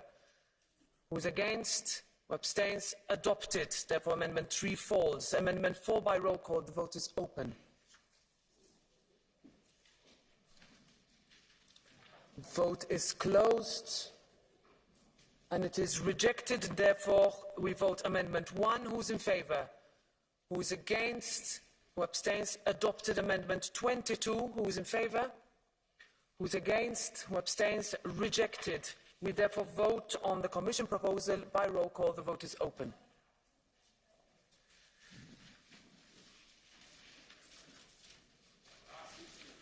Vote is closed. And it is largely adopted. I give the floor to Mr. Foulsan.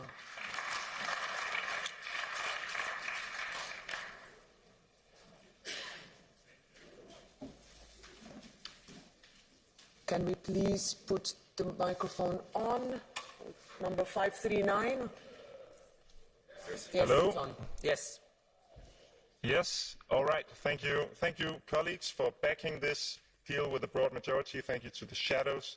We've made an agreement which is good for the climate and bad for Putin. And I would like to request the referral back to the committee for interinstitutional negotiations according to Rule 59.4.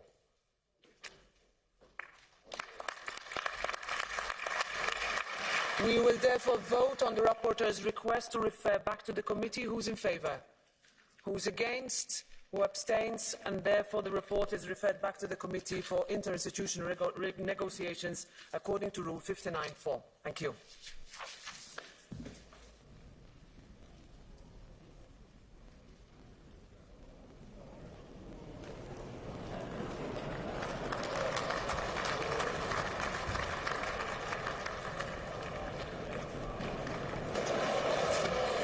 Ich habe noch einige Ankündigungen. Gemäß Artikel 241 Absatz 4 der Geschäftsordnung möchte ich Ihnen mitteilen, dass zu der Berichtigung des IMCO-Ausschusses, die dem Plenum gestern bei der Eröffnung der Sitzung bekannt gegeben wurde, kein Antrag auf Abstimmung gestellt wurde. Die Berichtigung gilt somit als angenommen.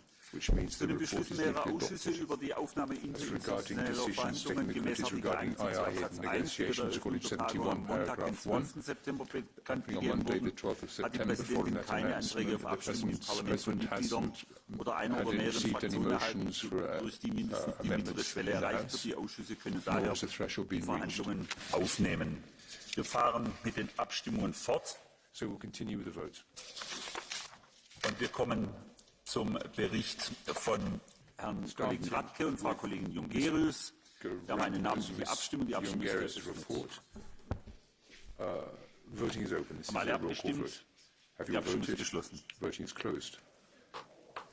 Angenommen, und damit ist die erste Lesung des Parlaments abgeschlossen. Wir kommen zur Richtlinie zum Bericht von Herrn Pieper betreffend die Richtlinie über erneuerbare Energien. Zunächst Änderungsanträge des federführenden Ausschusses en bloc. Dafür. Dagegen. Enthaltungen angenommen. Änderungsantrag 27 dafür. Dagegen. Enthaltungen vermutlich angenommen. Ich lasse es überprüfen. Die Abstimmung ist eröffnet. Antrag 27. 27. Haben alle abgestimmt? Die Abstimmung ist geschlossen. Voting is closed. Abgelehnt. Antrag 61 dafür. 61. Those in favor. Dagegen. Those against. Enthaltungen abgelehnt. Antrag 57. 57. In zwei Teilen. Antrag 57, da wäre es dafür. Dagegen. 57. Those in favor. Enthaltungen Those abgelehnt. against. Jetzt der ursprüngliche Text in zwei Teilen. Erster Teil The dafür. original text in two Dagegen. parts. Those in favor. Enthaltungen First angenommen. part. Zweiter Teil dafür. Carried. Second part. Those in Dagegen. favor. Those Enthaltungen against. angenommen. Antrag Abstentions 58 carried. dafür. Amendment 58. Antrag 58 dafür. Amendment 58. Those in favor. Dagegen. Those against. Enthaltungen abgelehnt. Abstentions Antrag rejected. 60 namentliche Abstimmung. Die Abstimmung Amendment ist 60. Roll call vote. Haben alle abgestimmt? Have you all voted? Die Abstimmung ist geschlossen. Voting is closed. Abgelehnt. Antrag 42 in zwei Teilen, beide namentliche Abstimmung. Erster Teil, die Abstimmung ist eröffnet. Votes. First part. Voting is open. Haben alle abgestimmt? Have you all voted? Die Abstimmung ist geschlossen. Voting is closed. Angenommen. Zweiter Teil, die Abstimmung ist eröffnet. Second part. Voting is open. Haben alle abgestimmt? Have you all Die voted? Abstimmung ist geschlossen. Voting is closed. Angenommen. Carried. 1 CP, wer ist dafür? 1 CP. 1 CP2 ist Correction, hinfällig. 1 CP2. Antrag That 25 25. Amendment ist 25. ebenfalls hinfällig. Wir kommen dann That's zu Antrag also 80. false. Wer ist Amendment dafür? 80. Those in favor. Dagegen? Those against. Enthaltungen abgelehnt. Abstentions rejected. Antrag 28 dafür. Amendment 28. Those in favor. Dagegen? Those against. Enthaltungen. Abstentions. Das ist auch unklar. That's not Die clear. Abstimmung ist eröffnet. Voting is open. Haben alle abgestimmt? Have you all Die Abstimmung voted? ist geschlossen. Voting is closed. Abgelehnt. Antrag 29 dafür. Amendment 29. Dagegen? Those in favor. Those against. Bisschen mehr Beteiligung bitte. Antrag 29, wer ist dafür? I repeat. Article 29. Wer ist Those in dagegen? favor. Enthaltungen Those angenommen. against. Antrag 59, wer ist dafür? Amendment Dagegen? 59. Those in favor. Those Enthaltungen against. abgelehnt. Abstentions Antrag 1 rejected. CP2, wer ist Amendment dafür? 1 CP2. Those in Dagegen? favor. Those Enthaltungen against. angenommen. Abstentions carried. Antrag 1 CP2 in zwei Teilen, erster Teil Amendment dafür. 1 CP2. Dagegen? Two parts. Enthaltungen angenommen, zweiter Teil dafür. Carried. Second part. Dagegen? Those in favor. Those Enthaltungen against. angenommen. Antrag Abstentions 9. carried. Wir überprüfen 1 CP2, Let's check that one. Let's zweiter check Teil. Die 1 Abstimmung ist CP2. eröffnet. Second part. Voting is open. Haben alle abgestimmt? Have you all Die Abstimmung voted? ist geschlossen. Voting is closed. Angenommen. Antrag 39 dafür. Amendment 39. Those in Dagegen? favor. Those against. Enthaltungen abgelehnt. Abstentions Antrag 62 rejected. namentliche Amendment Abstimmung. Die Abstimmung ist 62. eröffnet. Roll call vote. Voting is open. Haben alle abgestimmt? Have you all voted? Die Abstimmung ist geschlossen. Voting is closed. Abgelehnt. Antrag 15 Rejected. dafür. Amendment 15. Those in Dagegen? favor. Those against. Enthaltungen abgelehnt. Abstentions Antrag rejected. 1 CP2 Amendment namentliche 1 Abstimmung. Die Abstimmung ist CP2. eröffnet. Roll call vote. Those in favor. Alle Those abgestimmt? against. Die Abstimmung ist geschlossen. Voting is closed. Angenommen. Carried. Antrag 63 namentliche Abstimmung. Die Abstimmung ist Amendment eröffnet. 63. Roll call vote. Voting is open. Alle abgestimmt?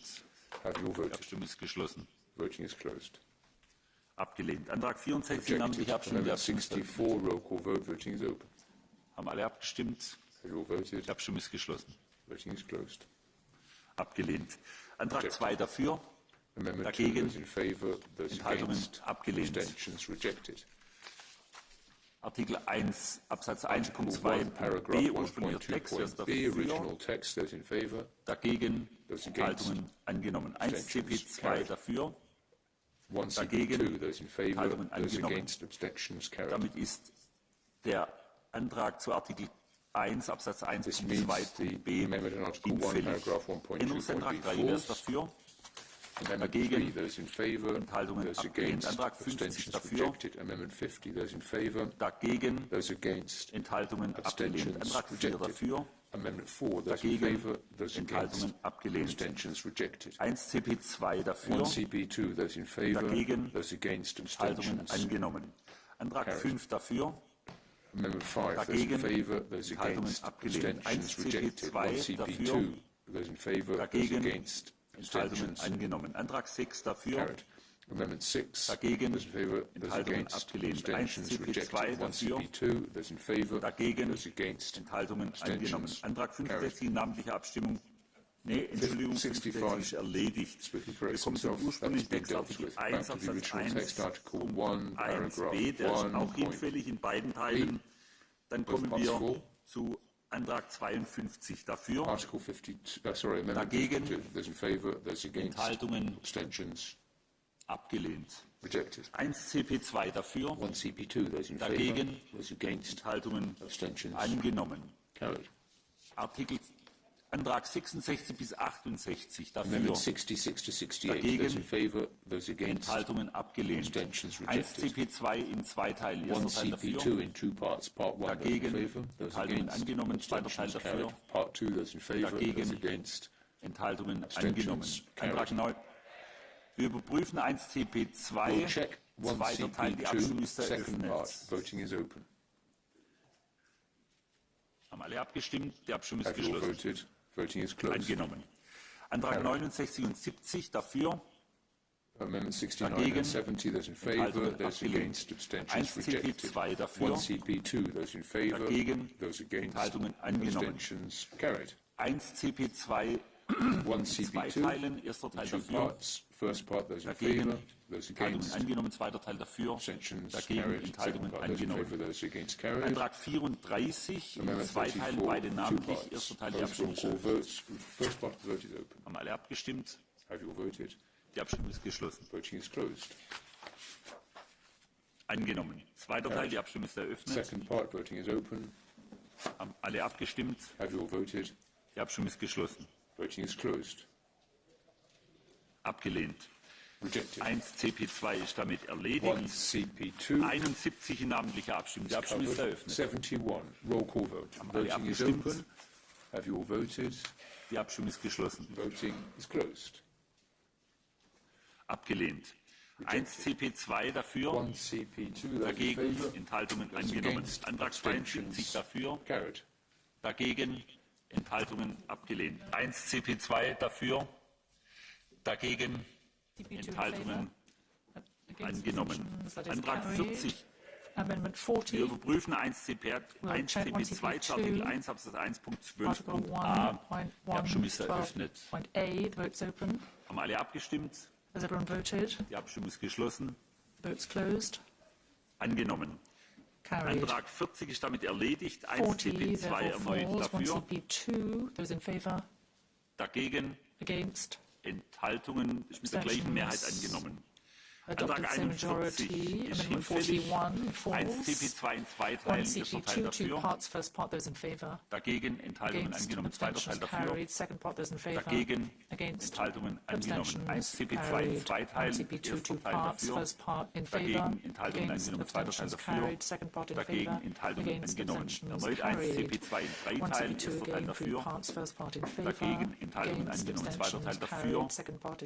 Dagegen Enthaltungen angenommen, dritter Teil dafür, dagegen Enthaltungen angenommen.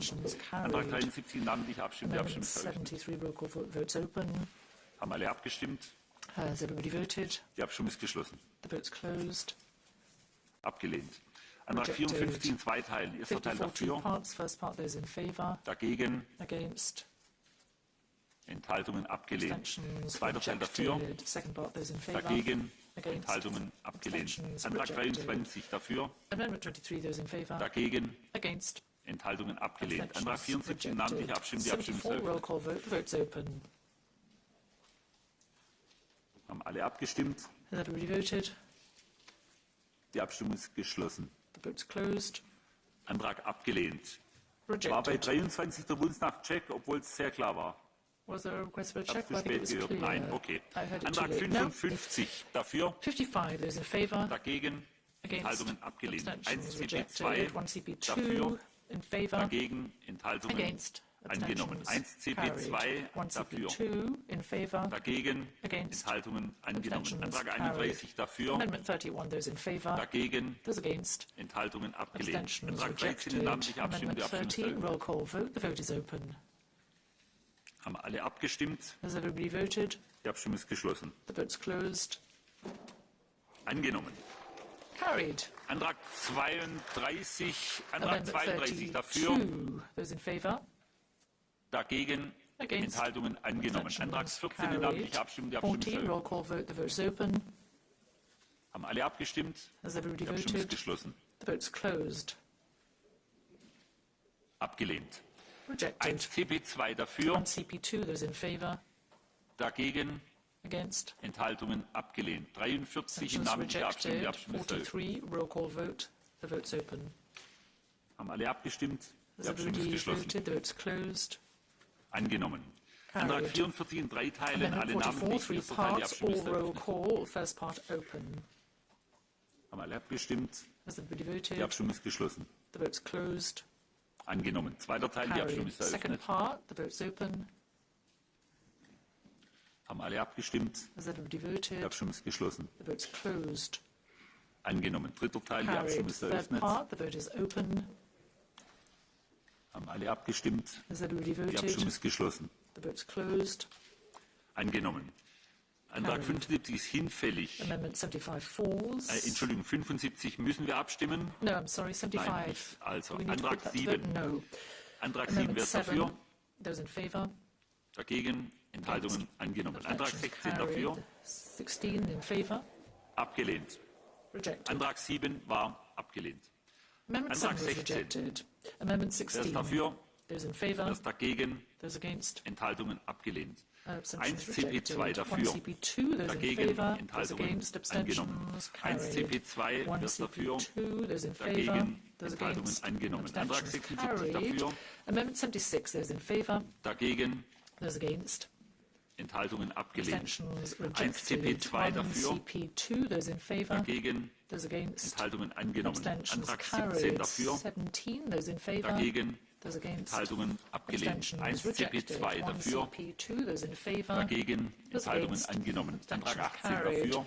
18. Those in favour. Dagegen Against. Enthaltungen abgelehnt. Abstentions Antrag 19 rejected. dafür. 19 in favour. Dagegen Against. Enthaltungen abgelehnt. 1 Abstentions CP2 rejected. dafür. 1 CP2 in favour. Dagegen Against. Enthaltungen angenommen. Abstentions Antrag 45 in 3 Teilen, alle 45, namentlich. 3 Erster Teil, parts, die all Abstimmung roll ist call. First part, votes open.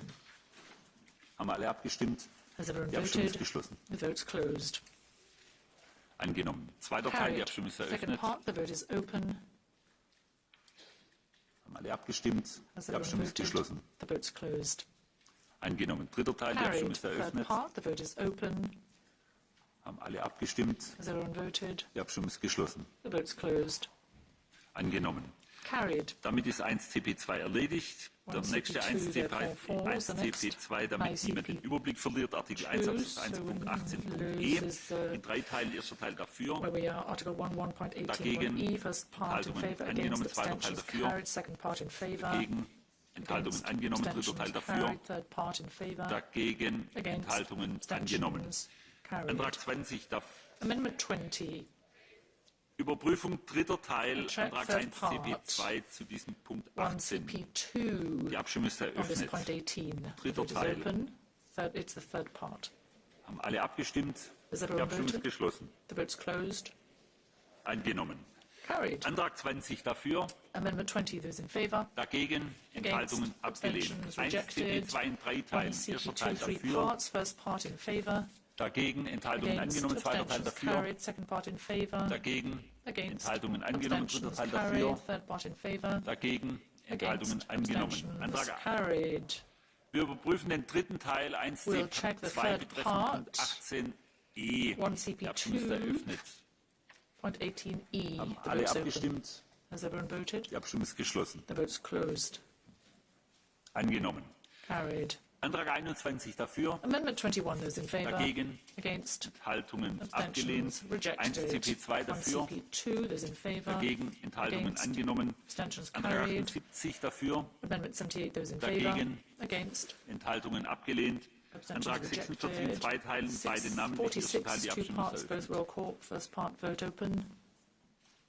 Haben alle abgestimmt? Has Die everyone Abstimmung ist voted? geschlossen. The vote's closed. Angenommen. Zweiter Teil, die Abstimmung Carried. ist Second eröffnet. part, the vote's open. Haben alle abgestimmt? Has everyone voted? Die Abstimmung ist geschlossen. The vote's closed. Angenommen. Carried. Antrag 18 und 22 identisch ist hinfällig. Antrag 79 dafür, Identical. 79, those in dagegen favour, Against. Enthaltungen abgelehnt. Antrag 47 in 3 Teilen, alle namentlich. Erster Teil, die Abstimmung ist eröffnet. First part, the vote is open. Haben alle abgestimmt? Die Abstimmung ist geschlossen. The vote is closed. Angenommen. Zweiter Teil, die Abstimmung ist Second eröffnet. part, the vote is open. Haben alle abgestimmt? Die Abstimmung ist geschlossen. The vote is closed. Angenommen. Dritter Teil, die Abstimmung ist Third eröffnet. part, the vote is open. Haben alle abgestimmt? Has everyone Die Abstimmung ist voted? geschlossen. The vote is closed. Angenommen. Carried. Antrag 1 CP2 ist hier 1 hinfällig. Antrag 33 falls. dafür. Amendment 33, those in favour. Dagegen Against. Enthaltungen. Abstentions. Angenommen. Antrag Carried. 24 namentliche Amendment Abstimmung. Die Abstimmung ist 24, eröffnet. roll call vote. The vote is open. Haben alle abgestimmt? Has everybody voted? Die Abstimmung ist geschlossen. The vote is closed. Abgelehnt. Rejected. 1 CP2 in 4 Teilen. Erster Teil dafür. Parts. First part, those in favour. Dagegen Against. Enthaltungen. Vermutlich Abstentions. abgelehnt. Das lasse ich überprüfen. Die I Abstimmung ist think eröffnet. rejected. We'll check that. The vote is open. Haben alle abgestimmt. Die Has Abstimmung ist everyone geschlossen. voted? The vote is closed. Abgelehnt. Rejected. Zweiter Teil. Die Second Abstimmung ist part. eröffnet. The vote is open. Haben alle abgestimmt. Has everyone voted? Zweiter Teil. Second Ja, part. das kann passieren, wenn der erste Teil abgelehnt can wird. Das ist happen. ungewöhnlich und die restlichen noch If the first part's rejected, that's relevant unusual. sind. So, also zweiter Teil. Second 1 part. CP2. 1 Haben alle CP2. abgestimmt. Has everyone voted?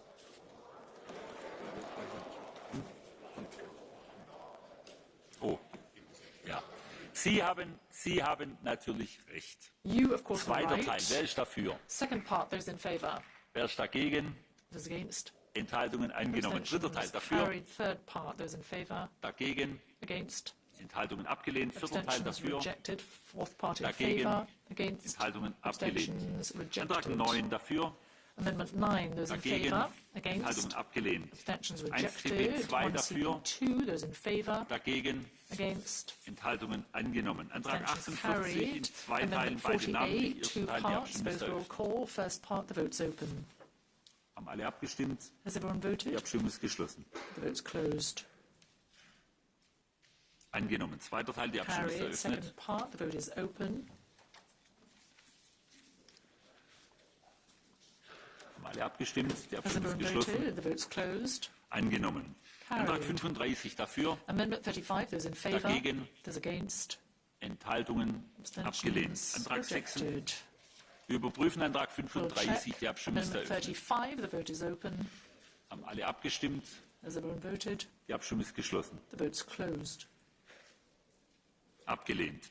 Rejected. Antrag 36 dafür. Amendment 36, those in favour. Dagegen. Against. Enthaltungen, gleiche Mehrheit Abstentions. abgelehnt. Antrag Same 37 majority dafür. rejected. Amendment 37, those in favour. Dagegen. Those against. Enthaltungen abgelehnt. Abstentions rejected. 1 CP2 dafür. 1 CP2 in favour. Dagegen. Against. Enthaltungen angenommen. Nochmal 1 carried. CP2 betreffend 1 Erwägung 5a dafür. CP2, recital 5A, Dagegen. those in favour. Enthaltungen Against. angenommen. Abstentions Antrag carried. 26 dafür. Amendment 26, those in favour. Überprüfen. Let's Wir check. überprüfen zur Erwägung 5a, 1 On CP2, die Abstimmung ist recital eröffnet. 5A, 1 CP2, the vote 1 is open. CP2 betreffend Erwägung 1 5a. CP2 on recital 5A. Haben alle abgestimmt? Has everyone voted? Die Abstimmung ist geschlossen. The vote's closed. Angenommen. Carried. Antrag 26 dafür. Amendment 26, those in favour. Dagegen. Those against. Enthaltungen Abstentions angenommen. carried. 1 CP2, 1 Erwägung CP2, 22b dafür. Recital 22B, those in Dagegen. favour. Against. Abstentions. Abstentions. Abgelehnt. Rejected. Erwägung 23, Antrag 38 dafür. Recital 23, Amendment 38, those in Dagegen. favour. Against. Enthaltungen. Abstentions. Ich denke angenommen, aber das lasse ich überprüfen. it's Ihr carried, laden but we'll das check nach, meine that. Damen und Herren. Die Abstimmung ist eröffnet. Getting tired. The vote's open. Haben alle abgestimmt? Has Die everyone Abstimmung ist voted? geschlossen. The vote's closed. Angenommen. Carried. 1 CP2 ist damit hinfällig. Antrag 10, namentliche Abstimmung. Die Abstimmung ist eröffnet. Amendment 10, roll call vote. The vote's open. Haben alle abgestimmt? Has everyone voted? Die Abstimmung ist geschlossen. The vote is closed. Angenommen. Carried. Antrag 11 in 3 Teilen, alle namentlich. Amendment 11, Erster 3 Teil, die parts, all Abstimmung ist roll call eröffnet. votes. First part, the vote's open. Haben alle abgestimmt? Has everyone Die voted? Abstimmung ist geschlossen. The vote's closed. Angenommen. Carried. Zweiter Teil, die Abstimmung ist Second eröffnet. part, the vote's open. Haben alle abgestimmt? Die Abstimmung ist geschlossen. The vote's closed. Abgelehnt. Dritter Teil, die Abstimmung ist eröffnet. The vote's open. Haben alle abgestimmt? Has everyone voted? Die Abstimmung ist geschlossen. The vote's closed. Ebenfalls abgelehnt. Antrag 12, Also wer ist dafür? Amendment 12, those in Wer ist favour. dagegen? Those against. Enthaltungen? Abstentions. Angenommen. Carried. Wir überprüfen Antrag 12, die We'll Abstimmung just ist check eröffnet. Amendment 12, the vote is open. Haben alle abgestimmt? Die Abstimmung ist geschlossen. The vote is over. Angenommen. Carried. Wir kommen zur Abstimmung über den Vorschlag der Kommission wie abgeändert. Die namentliche Abstimmung, die Abstimmung ist eröffnet. Roll call vote, the vote is open. Haben alle abgestimmt? Has everybody voted? Die Abstimmung ist The geschlossen. vote is now closed. Angenommen. Carried.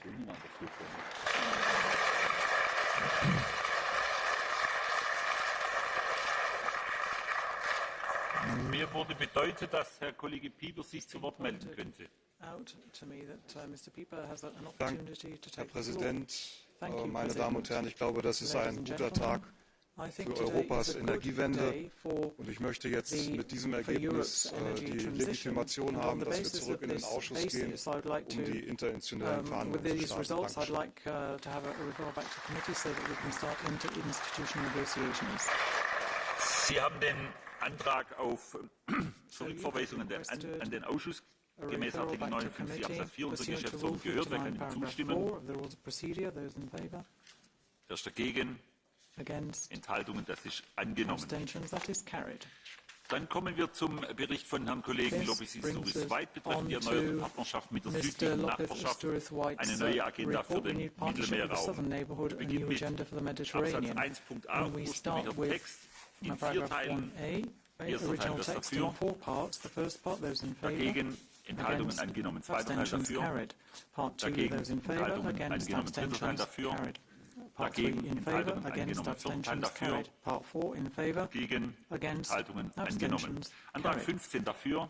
Amendment 15 Dagegen those in favour. Enthaltungen Against? abgelehnt. Antrag Abstentions 2 namentliche rejected. Abstimmung. Die Abstimmung Amendment ist 2 eröffnet. roll call vote. The vote is open. Haben alle abgestimmt. Has everybody Die Abstimmung ist voted? geschlossen. The vote is closed. Abgelehnt. Rejected. Absatz 1.h, ursprünglicher Text in 2 Teilen, beide Paragraph namentlich. 1H, Erster original Teil, die text Abstimmung ist in eröffnet. 2 parts, so roll call vote. First part, the vote is open. Haben alle abgestimmt? Has everybody Die voted? Abstimmung ist geschlossen.